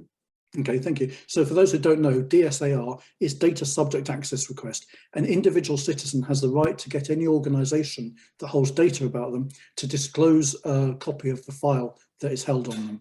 And you submitted one of those 9 months ago. In the course of normal events, they're supposed to comply within, I think, 28 days. But if it's a really complex one or the exceptional circumstances, they can take up to 90 days. And I think I'm right in saying that at the 90-day limit, you received either nothing or about 5% of what you're expecting. Nothing in 90 days. I've had about 3%. They've told me I've had 3% of what I am expecting. But even in that 3%, I found a bunch of stuff. So, yeah. We'll see. I still have a lot more to get. Thank you. What have been the consequences for you and your family? Well, I mean, I could spend the next 2 days on this, and if my wife were here, she could spend the next 2 weeks. Look, the blast radius on something like this is wide, and I mean, it affects everything. Finances to my health, mental health. Just the type of person that I used to be and the person that I was when, kind of going through all this stuff. It affects everything. There's not a single aspect of your life, of my wife's life, my kid's life. It affects everything. Yeah, I mean, I have to say, I feel the same way. you know, it effectively ended my career at the age of 43, you know, because when this happened, rightly or wrongly, I said, I'm going to keep going until the full truth is out, until all the victims have been compensated, the investors, the IFAs, and of course you. I know in a minute we're going to hear the story of how the FCA also tried to scapegoat, well, succeeded in scapegoating the IFAs as well. The FCA failed to carry out their statutory duties. They failed to protect you as a whistleblower, and they misrepresented the facts, and much worse. In your opinion, what were the regulators' most egregious actions? You know, top of the list, I think, would be, you know, when I blew the whistle, like telling the fraudsters that I was the whistleblower and told them what I said. Again, you know, I got death threats. My kids were harassed on social media. I never understood how that happened. Well, you know, I kind of know that makes sense now. I think that, you know, going out so publicly in the Q&As and in the press, you know, at parliamentary debates, saying that they looked at my evidence and it didn't show any, there was no fraud, when they never looked at it at all. I mean, I think is pretty bad. You know, and I just, one of the things that they do that I just think is just, you know, it's just not the way to operate, are these notices. So they did put a notice out after I met with them that they didn't publish it. It was buried. It took 7 clicks to see it, about that the investment was not as safe as a bank account, which was pretty amazing considering what they knew at the time, that they were stealing money, they were insolvent. And what I said to them, and they never answered this, I said, you know, when you put something out that you think is okay, you know, ask yourself, if my parents had their life savings invested in Conic, would this be sufficient for them? Like, would I trust them to just somehow decide to get on the FCA's website and start clicking around and see this? Or would I call them up and say, you need to get every penny you have out of that today? And if you know it would be the latter, then that's what you should do for the consumer. That's what they're counting on you to do. Yeah, thank you very much. Why do you think the FSA ignored your whistleblowing and obvious evidence of criminality? Why has the FCA, so the current regulator, underplayed its own role in the con-op fraud consistently ever since? Well, I think because they didn't do anything when I went in, and for whatever reason they believed the fraudsters instead of me, and I think that could, you know, that now makes a little bit more sense because of the conflicts that we now know about and some of the evidence that we've seen. And you know, one of the parts that I've just never ever understood is why they haven't just ever said, like, you know, we screwed this up. That's, you know, a few years ago, that's all I wanted. Just say you were wrong and that I was right. That's it. That would be enough for me. But they can't, and they have to make things worse by blaming, you know, me and the IFAs and anybody else. Yeah, and I have to say, George, I have a feeling as to why they won't kind of, you know, basically apologize to you and fess up about their failings, because if they did those things, they'd have to compensate you and also the investors. And, you know, I don't know what the lifetime earnings are that you've lost, but they'll be significantly into the millions, you know, and they've also got to compensate the investors. There's a couple of thousand of us, that's going to be £100 million plus. And if they did that for us, they would come under pressure to do it in all the other cases where they failed every bit as significantly. So, you know, Woodford is an amazing one. There's a few £billion lost there.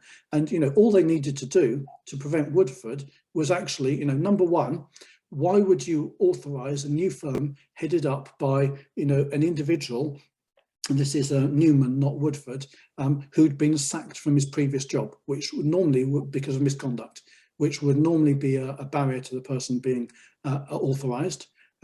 Why did they not act against Woodford himself for what happened at Invesco when they put the investors' money into startups and you know, like swaps and God knows what else that they shouldn't have been putting their derivatives, they shouldn't have been putting their money into? You know, why did they let him get away with it? You know, he was a bad one. It was known from the start. And critically, you know, why on earth did they allow Capital Financial Managers, which is now Link, you know, Fund Solutions, to be out there still being an authorised corporate director, let alone foist that firm on this startup run by, you know, two dodgy geezers. You know, the levels of failure in Woodford are as bad as they are in Connaught, and in Woodford, you know, there are billions at stake. You know, you look at Blackmore Bond, where you've got two very significant individuals who provided evidence to the FCA of wrongdoing and they failed to act. You know, you look at Collateral, where the principals of the firm were able to go onto effectively a side register and edit their own entry to give themselves permission to do more things. You know, the scale of the regulatory failure that goes on is pretty spectacular. If you pay out, you know, 100 million quid plus to us lot, you know, you've got billions of liabilities to deal with down the line. And that's why I think that they maintain the lie that the Connaught investors have lost any money, lost no money, that they've done an apology to you and therefore that's the end of it, and that the whole thing that happened in the Connaught case was merely, you know, incompetence that has now been remedied, you know, by the transformation project, rather than, you know, dishonesty combined with incompetence, neither of which have yet been fixed. I agree. Yeah. So just finally, where do things stand now? Well, you know, I'm still waiting on the DSAR, as I mentioned. I've got a couple of Freedom of Information Act requests that I'm waiting on. I also filed a DSAR with Meyer Brown. They're the custodian of the documents that were used in the independent review. That's, I think, 7 months since I filed that. So I'm not expecting to get any of this stuff anytime soon, but yeah, I mean, I think that's where it is. I've told them many times. I've told Charles Randall. I've told anyone that I've spoken to there. You know, I'm not going away. I mean, I've lost too much, and you know, I'll just sort of see it through, whatever that means. But yeah, that's kind of where things are. George, thank you very much indeed, both for everything you've said today and everything you've done to try and protect and help the Connaught investors over these many years. If only the FCA had the integrity and ability that you have, we would be in a very different place now. I'm conscious that we've taken a long time, so I'm going to hand back to Andy for the rest of the proceedings. Thank you, Mark. I'm sure absolutely everybody wants to join me in giving a very, very, very warm excuse me, round of applause to George and to Mark for an absolutely outstanding session. That really, really was absolutely outstanding. Absolutely outstanding. I can't begin to put into words how frankly proud I am to be associated with people with the integrity and the resilience and the determination and the wisdom to just keep at it. George, you really are to be saluted, sir. We're going to come back to George and Mark shortly, but first of all, we're going to go to John Banerjee. Mr. Banerjee, please introduce yourself. Some of the folks here will know you, some won't. So take a moment to introduce yourself and then share your thoughts about this catastrophic regulatory failure that the FCA ought to be remarkably and profoundly ashamed of. John, to you. Good evening. My name is John Banerjee. I was a lifelong financial markets professional. I most recently worked at the Royal Bank of Canada, where I was in charge of emerging market foreign exchange. I had reason to point out global serious global compliance deficiencies, which I was required to do both contractually and by FCA regulation, which I did, and I was dismissed because of it. I'm only really going to make 2 points. First, I would like to thank Mark and George for their wonderful presentation. And the most important point that I'm going to be making is that not only is George's experience just horrendous, and frankly, as somebody who's been through a little more than 5 years of this before it was, well, more than 5 years of it, I just can't imagine how George has the stamina at 10 years. I'm completely in awe of him, frankly, and it's my great privilege to know George, and what he said about the costs to him and his family have been very lightly touched on. I mean, they are extraordinary. For somebody to stand up in the way that George has to extraordinary institutional power and call out malfeasance. The world needs more George Patellises. But I'm about to put into the chat box a little piece of the FCA's regulations. This is the piece of the FCA's systems and controls regulations, which relates to whistleblowers. And this paragraph is pretty much the entirety of the protection that whistleblowers are afforded by the FCA. And what it amounts to is Systems and Controls Regulation 18.3.9 says that the FCA would regard as a serious matter any evidence that a firm had acted to the detriment of a whistleblower. Now that's any evidence, okay?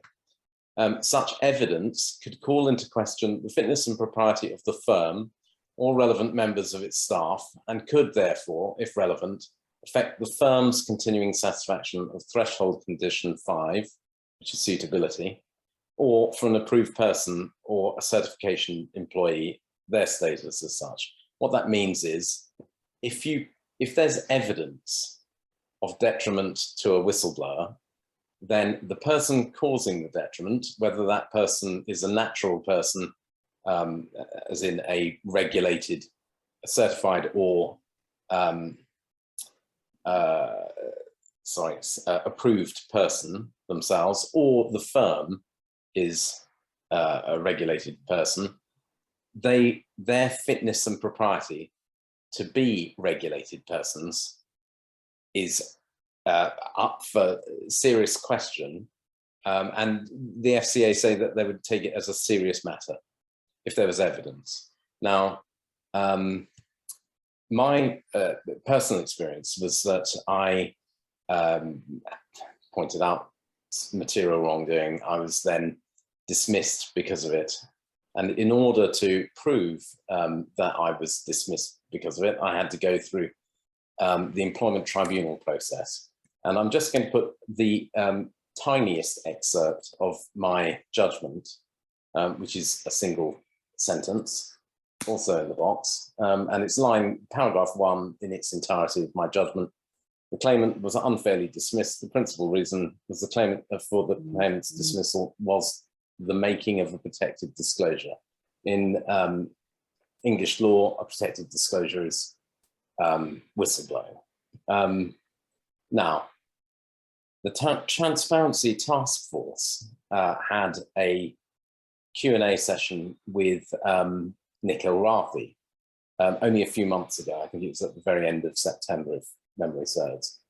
And my question to Nick Elrathi at that symposium was this. One of the FCA's previous priorities was whistleblowing.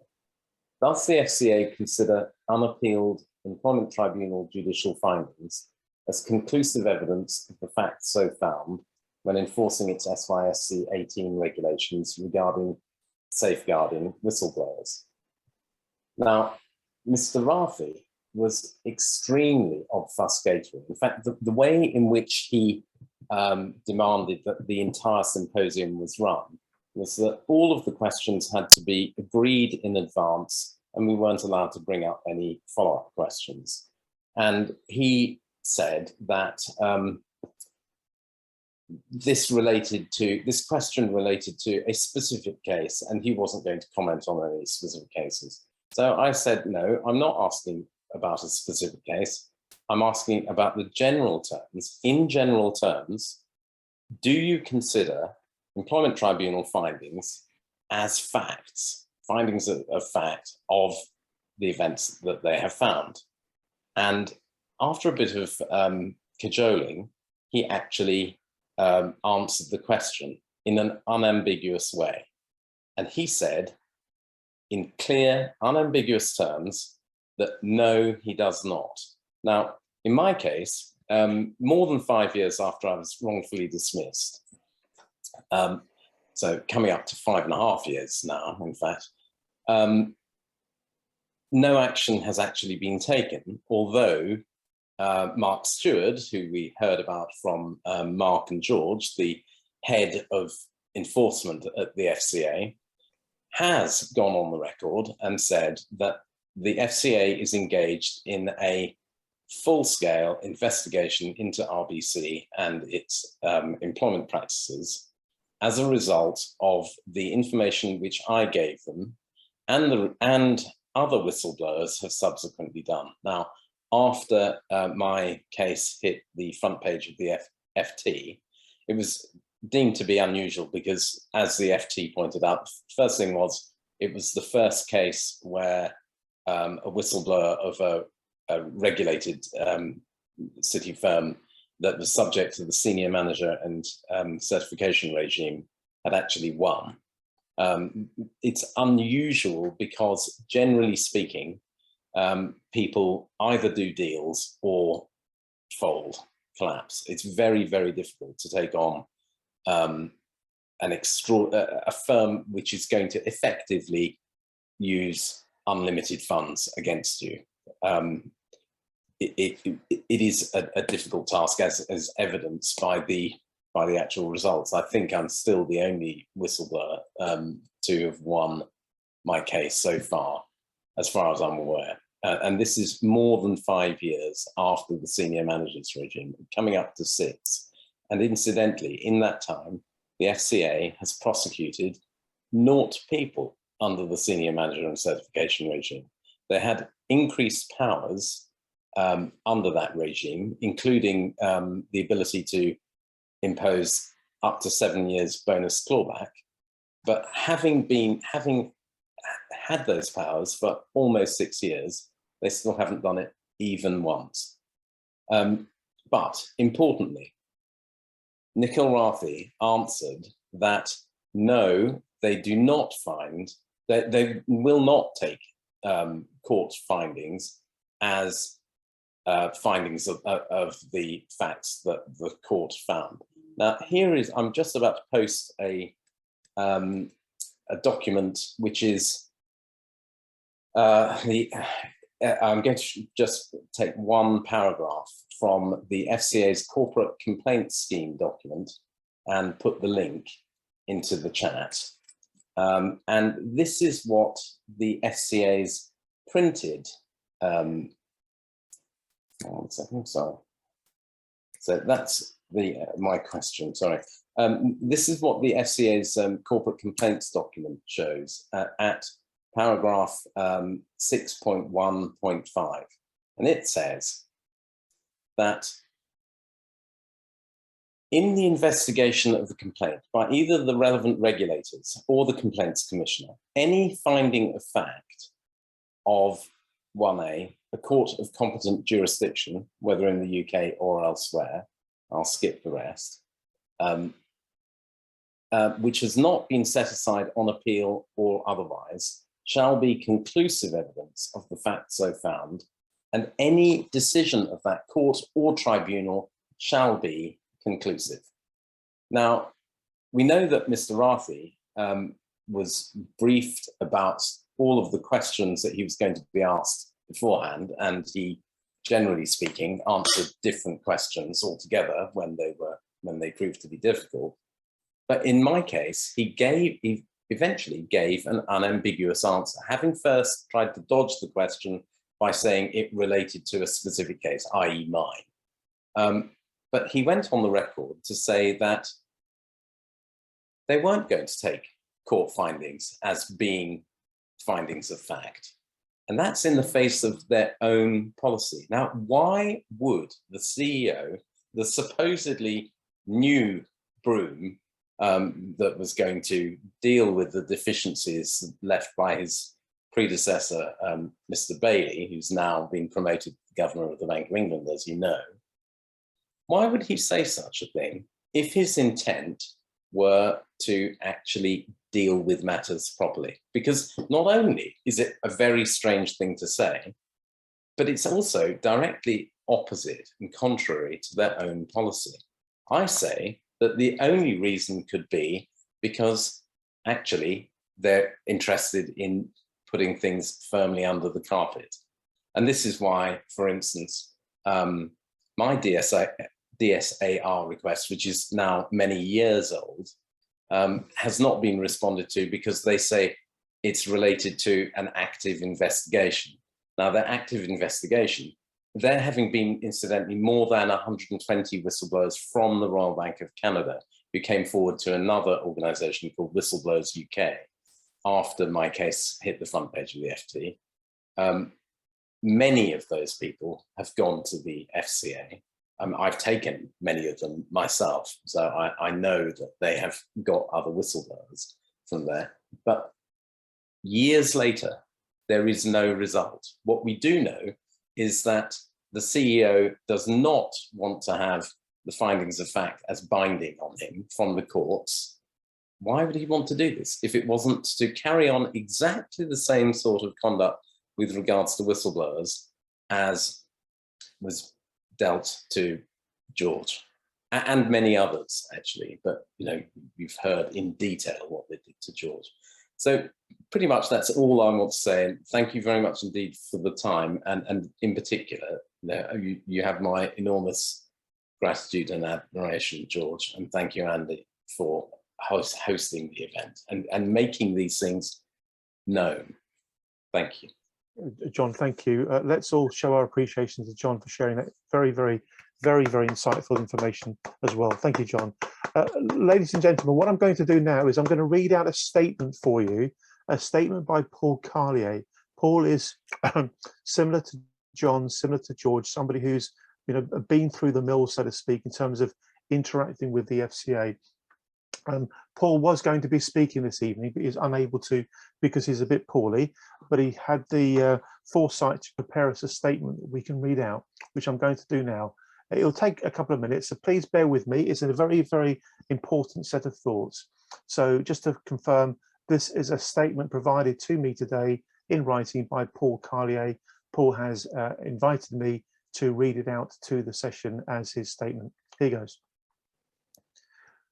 The extent of the abuse and the consequences for whistleblowers at the hands of the FCA are proportionate to the extent of the FCA's exposure to that which is being disclosed by the whistleblower. Indeed, the testimony of an FCA employee responding to the call for evidence corroborates this. They claimed that the FCA's priority is the self-protection. I do not know of any whistleblower that has endured anything other than negative and damaging experience as a result of engagement and disclosure with the FCA. However, George was unfortunate to have uncovered evidence that exposed the FSA/FCA to an altogether other degree, potentially criminally so. Therefore, there is nothing the FSA/FCA were not prepared to do to George to protect themselves, including destroying George, his reputation, and all of the consequences that the FCA knew would come with that. Others have been abused by way of non-action by the FCA, others by a degree of dishonesty or other means. Indeed, the Protect Silence in the City 2 study found that 70%, I'm going to repeat that, 70% of all bank and financial firm whistleblowers since 2016 had been subject to detriment. Yet in that same time period, the FCA has failed to punish or issue any notice to any firm for abuse of or detriment to whistleblowers, even when they are absolutely aware of it. These two stats cannot coexist unless there is regulatory failure and or dishonesty. And as 2021 comes to a close and we see the first anniversary of Mr. Rati's taking of the helm, all evidence that I have rather challenges his and Mr. Bailey's narrative as to transformation. Nothing has changed, and if anything, 2021 has seen the FCA, in respect to me personally, sink to ever lower depths and greater dishonesty and concealment, all of which I can prove with evidence. Evidence that goes to show that the greater the potential exposure of the FCA, the more extraordinary lengths they will go to in their self-interest and self-preservation. The FCA is simply not fit for purpose. So we thank Paul Carlier, ladies and gentlemen, for providing that statement, given that he was unable to be with us today. Can we once again show our appreciation to Paul, not just for that statement, but also for the work that he's been doing over many, many years to try to bring the truth to the surface. And that, ladies and gentlemen, is what it's all about. This is all about transparency. It's all about bringing the truth to the surface. It's all about sunlight is the best disinfectant. And having been involved with the TTF for approaching 6 years or so, I am absolutely 100% convinced there is something quite toxic in the system that needs to be exorcised. It really does. I'm starting to wonder if the FCA is so flawed deep, deep down, whether it could actually ever be cured, or frankly, whether it needs to be closed and replaced. We're now going to go to Mr. Chris Riley. Chris, please take a moment to introduce yourself and share your thoughts. Thank you, Chris. Then after Chris, we will go to Q&A. Thank you, Mr. Chris Riley. Thank you. Right. Hi, my name's Chris Riley. Good evening, everybody. I'm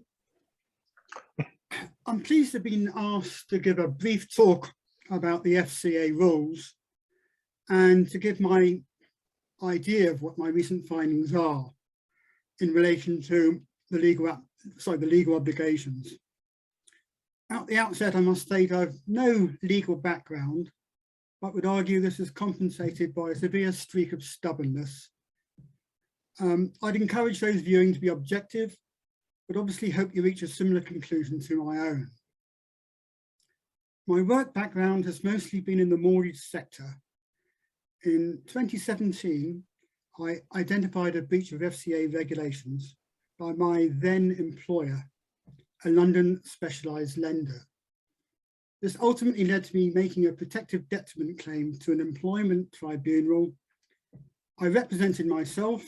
I was unsuccessful, though I did win a hearing at an appeals tribunal on a point of law, but did not get them to change their original decision. Importantly, it was my experience in the courts that led me to home in on the term legal obligation.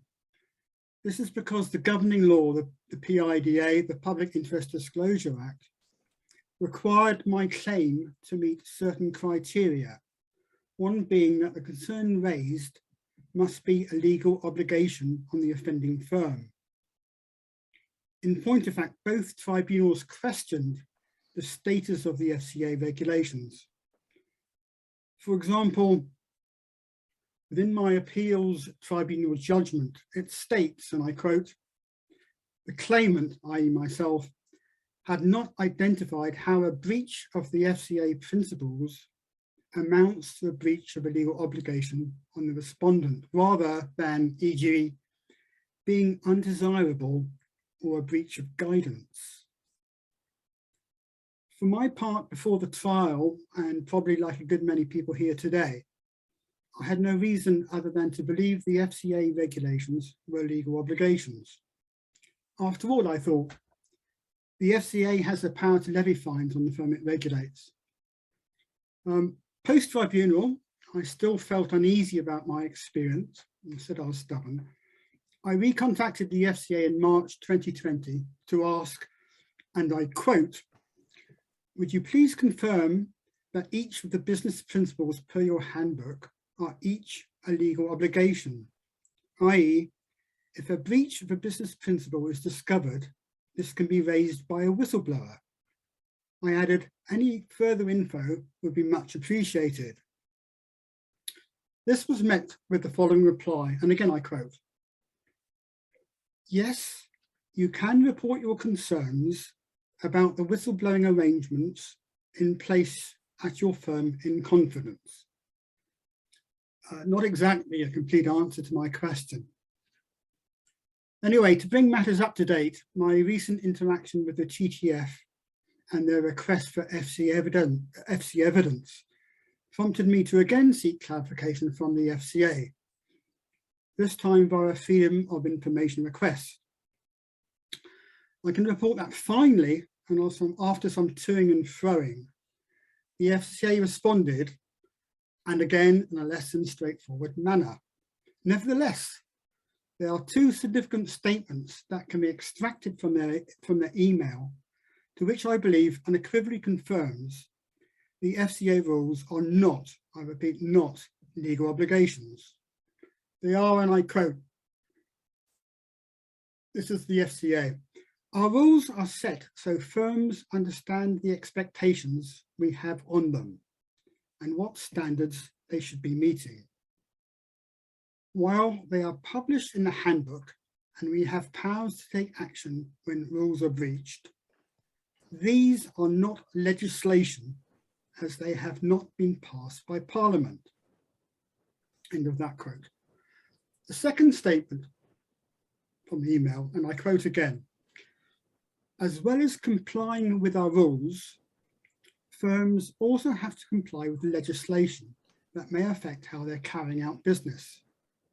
This includes, but is not limited to, data protection legislation, anti-money laundering legislation, and health and safety legislation.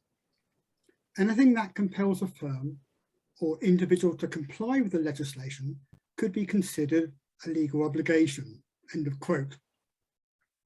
After reading a few times, I think you can summarize the FCA email confirms that anything that compels a firm to comply with legislation is a legal obligation, and that the FCA rules are not legislation. It is therefore my conclusion that any whistleblower raising a FCA regulatory concern is not protected. This, I would mention, is at odds with the advice given by Protect, the whistleblowing legal advice website, who cites breach of FCA regulations as an example of a breach of a legal obligation.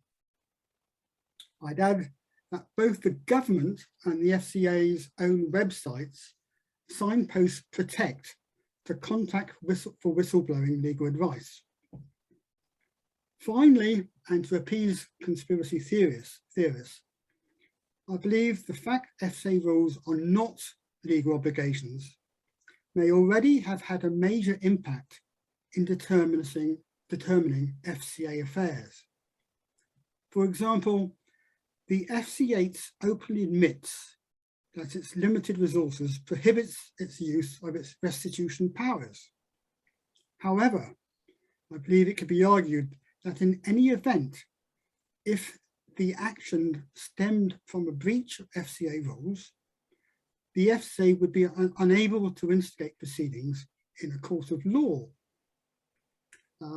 Thanks very much for your time. Chris, thank you very much indeed. Again, can we please show our appreciation to Chris Riley? And we're going to go straight to Q&A now. Thank you all very, very, very much indeed. This has been, in my opinion, if definitely not the, then at least one of the most fascinating events we've ever run.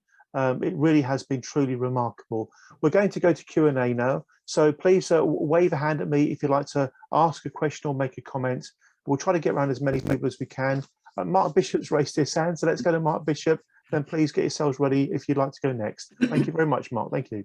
Sorry to come back in. You guys have probably heard more than enough of me, and I've got a horrible cold, so probably my voice will barely hold out. But it is actually important to make a point in relation to what Chris said, and it's this. For clarity, the FCA's principles and many of its rules are not legislation, they're not law. And the reason why I know this is that the FCA is currently consulting on what the Parliament wanted to be a duty of care, whether financial services firms should owe a duty of care to consumers, and has turned out to be instead about a thing they call the new consumer duty. And they've made it very clear that their preference is that the new consumer duty is effectively a beefed up version of the principles, particularly on treating customers fairly. And the principles are not legislation. And the reason why that matters is if a firm or an individual that's authorised by the FCA breaches one of the principles, there is the right of the FCA to take enforcement action. And that can be fines, bans, and in theory restitution orders, though it seldom does those things. But there is no right of private action for consumers who've lost money as a result of such breaches, because it does not create what's called a civil tort, like a debt that's owed by the party that causes the harm to the party that was harmed. Now, I'm not a lawyer, and I know there is two very good lawyers on this call. They may want to come in and give their own views, but the term duty of care has a very clear meaning in law. It is the obligation on one party to avoid reasonably foreseeable harm to be caused to another party, and the harmed party can sue the party that causes the harm. Now, unfortunately, the principles do not amount to a duty of care, and if the FCA gets its way under the new consumer duty, this will not change. My personal view is that it needs to change, and if it did change, then what's turned out from Chris Riley's case is that there's an additional benefit that we did not foresee when we at Transparency Task Force responded to the first stage consultation in the summer. Of course, there's now another one been announced, I think it was just yesterday or the day before, but what we didn't know is that there is the additional benefit that if there was a duty of care, legally actionable, then this would amount to legislation. It would be a legal obligation, and once it's a legal obligation, then it may also provide a route to protection of whistleblowers. I wonder why the FCA doesn't want to provide this right to consumers and whistleblowers. Well, thank you very much. These are extremely important points being made here, folks. Extremely important. Please wave a hand at me. Mr. Neil Taylor, please take an opportunity to introduce yourself and make your point. And then we're going to go to Mr. Mark Learmont. Neil, over to you, sir. Thank you very much. Can you hear me? Yes, we can. Yeah, good. Just turned it off, Mike. Just taking your point that Mark's point about the FCA principles 2.1, I think they come under section 2.1 in the they're not law. What about the Companies Act? Because that's very clear on, duty, conflict of interest, duty of care, all those things. Section 173 comes to mind, of that 174, 175 of the Companies Act. I'm not a lawyer, but I've read that, and they clearly say about, looking after interests of creditors and looking at conflict of interest. That's law. So why can't you use that legislation? Anybody got an answer? Do you want me to reply to that? Yes, please. So, I stress that I'm no lawyer, so I can't kind of be specific in answering that. But what I can say is that without giving away too much, in the Connaught case, in theory, it's possible that you can go after directors for either trading while insolvent, breach of directors' duties, or fraudulent trading. Yes. But the problems that you've got is that what you're going to get out of this is limited to the assets that these individuals have got. And in the Connaught case, they had a very long time in which to salt away whatever money they've managed to make from this scam. You can also imagine that a director who's had a long time to get advice and prepare the territory, and particularly in the case of Steve Nicholas, an individual who was a solicitor and is, funnily enough, bizarrely still regulated and authorised to be a solicitor even after this fraud. In that particular individual's case, he also has the benefit of legal knowledge. There are many games you can play. For example, transferring assets offshore, transferring assets to one's spouse, and then pretending that one is thinking of having a divorce in which the wife might take a lot of the assets. So going after the directors is actually very difficult. And of course, directors have shallow pockets compared to firms. Firms are required, under the threshold conditions, to have sufficient assets or insurance cover for the work that they're undertaking. What actually has come out in the Connaught case, and I'm sure many others, is that the regulator basically doesn't, check these things properly, both at the authorization stage and in ongoing supervision, which is why so many cases end up with big claims at the FSCS, if you're lucky enough that they even turn out to be eligible there. Yeah, good point. Thank you, Neil. Thank you, Mark. We're going to go to Mark Learmont. Andy, may I thank you and the fellow contributors for an outstanding session tonight.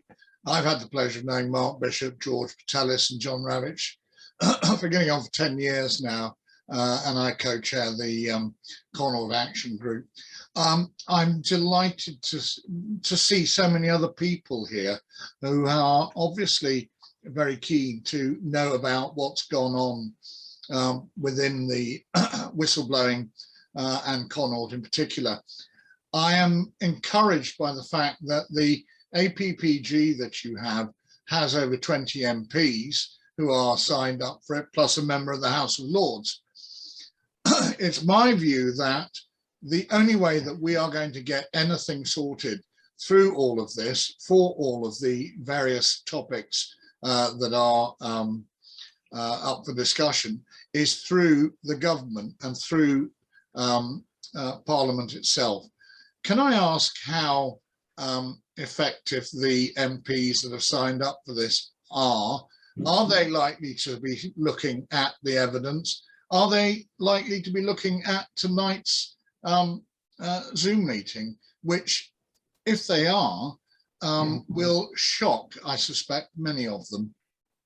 Thank you. I am confident that the parliamentarians involved with the APPG will be taking all of the evidence that's being gathered that's relevant to the quest. The quest is articulated very clearly on the APPG's website. It includes the idea of helping to raise standards within the regulatory framework. So I think you've got every reason to be confident, Mark, that this is going to be taken very seriously.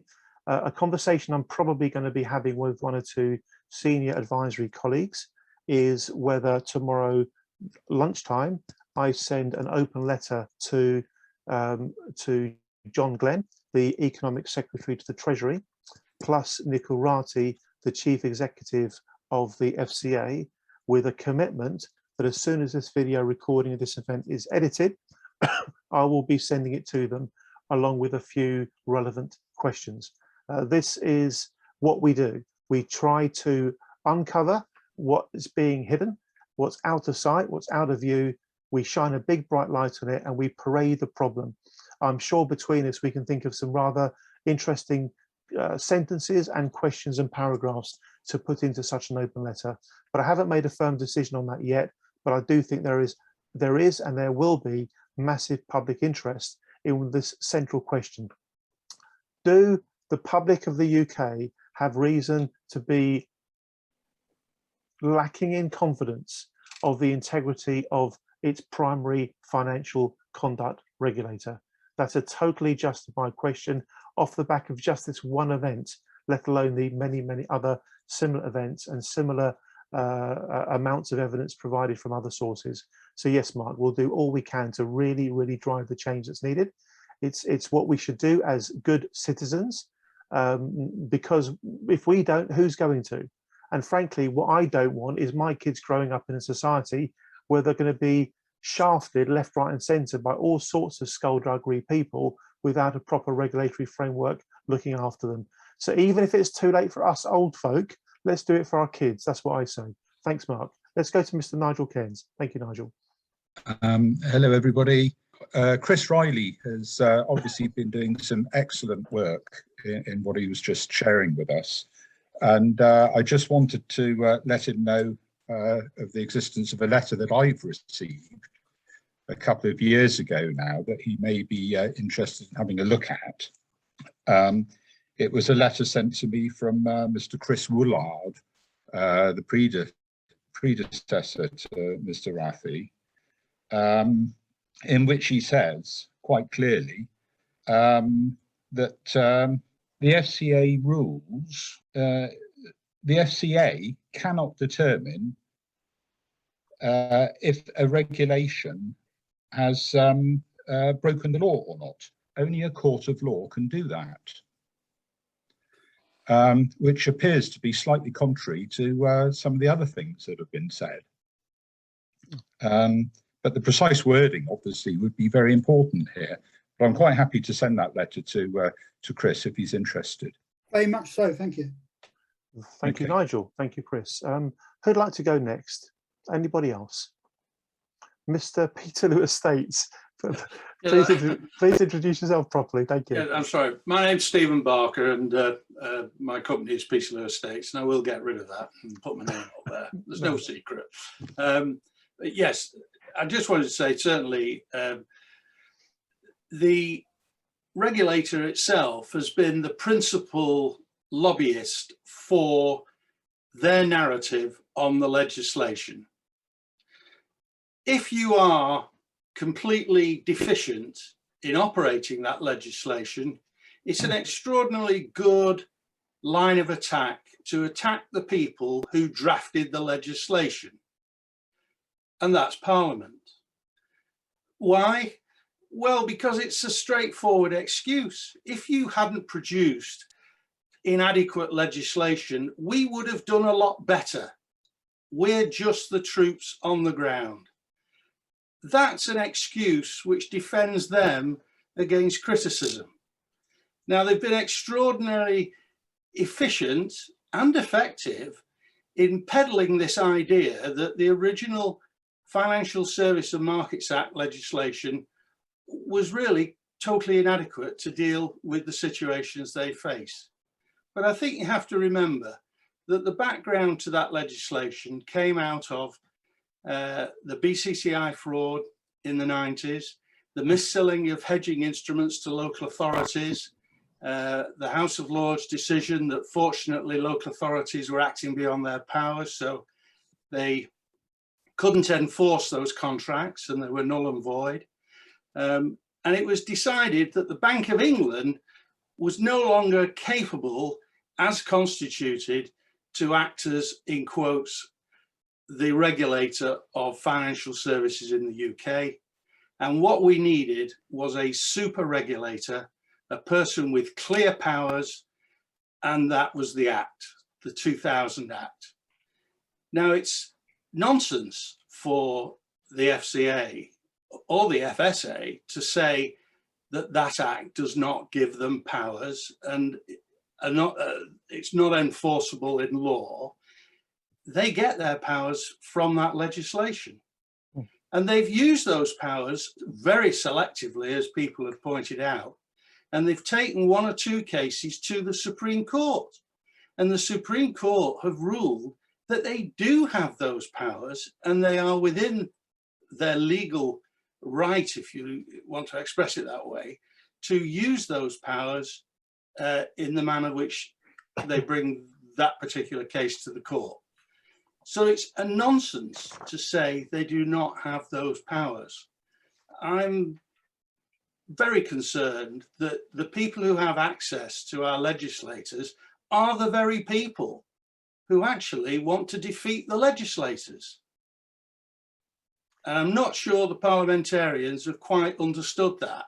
They probably think the regulator is trying to give effect to Parliament's wishes. But the reality seems to be, because of maybe their connections with the industry in which they regulate, they may be captured by that. And there's a whole theory around capture of regulators.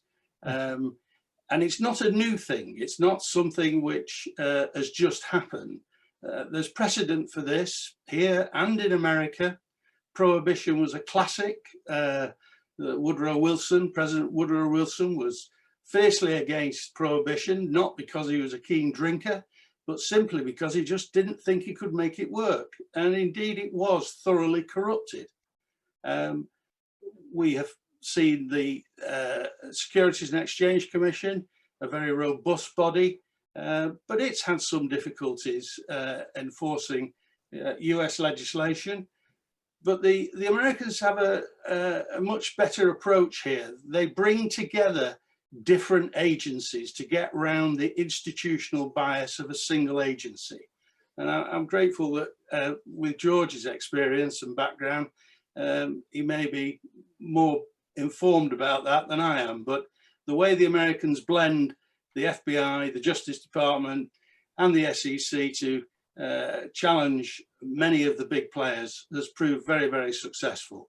And they do go to great lengths to protect whistleblowers because they recognize whistleblowers are the best way in to uncover the criminality that is undermining the system. So we've a lot to learn from the Americans, and if the home of capitalism, which sometimes America is deployed as, if it can behave in that way without wrecking their own system, I'm sure we can do a lot better in the UK than we have done. Thank you, Steve. Thank you for this evening. It's been extraordinarily informative, and to all the contributors, I have every sympathy with your individual positions, but if you can keep going, keep going. Okay, thank you. Thank you, Steve. Thank you. We've got time for maybe one or two more before we start wrapping things up. I've just put into I've just put into the chat a link to the data from Violation Tracker UK about the infringements by the financial services sector in the UK.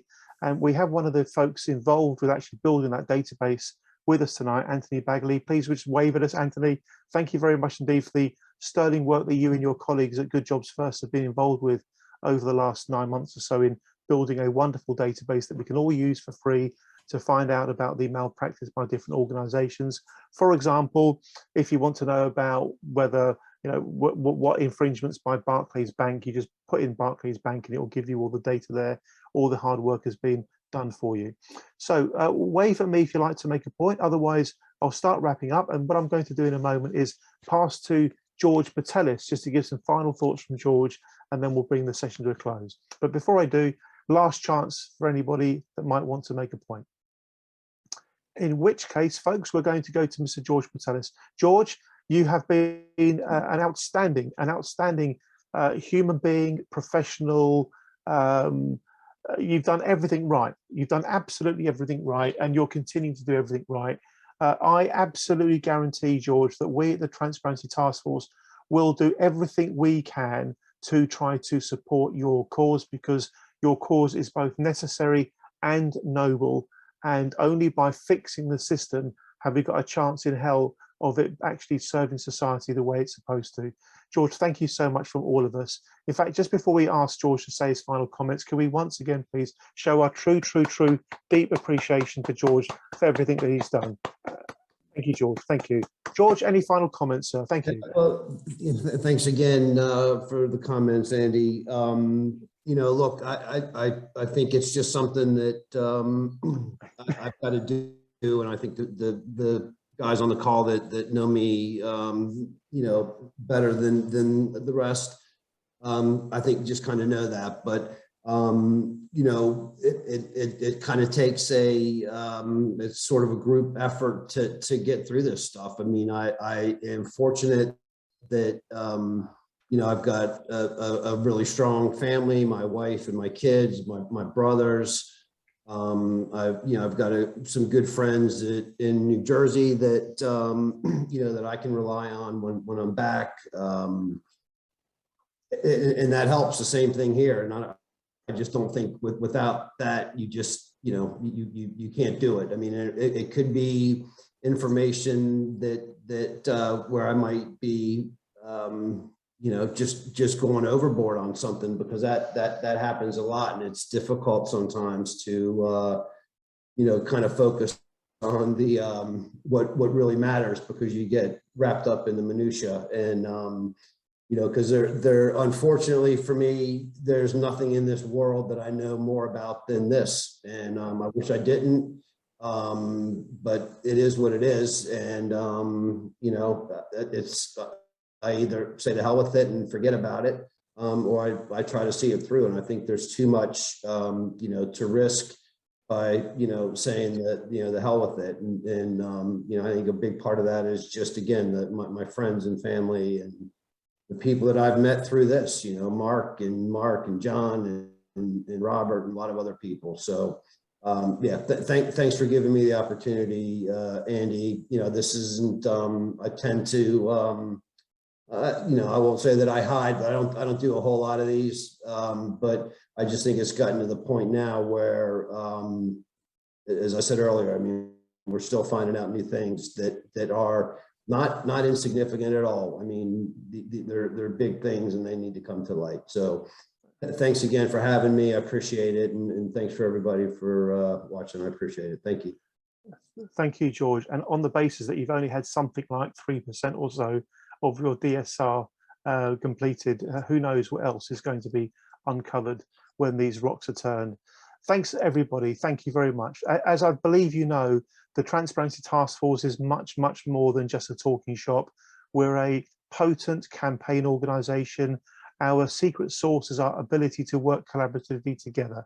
It's bringing people together and strategizing and mobilizing and organizing the campaigning work that we do that makes a difference. I'm absolutely convinced we can make a difference. And if I'm right, it's because of the input from very good folks like yourselves. Can we please once again collectively show our appreciation to everybody who's spoken tonight, to Chris Riley, John Banerjee, Mark Bishop, and of course, Mr. George Patellis. Thank you all very, very much. We'll wrap it up there, folks. We'll wrap it up there. You'll get an email tomorrow with some further thoughts and ideas. And this conversation about the George Patellis story hasn't ended. It's probably only halfway through. We'll be back. Thanks, guys. Thanks a lot. Cheers. Bye-bye. Thank you, Andy. Bye all. Bye-bye. Good night, Mark. Good night all. Thank you. Thanks, George. Bye, folks. Yep.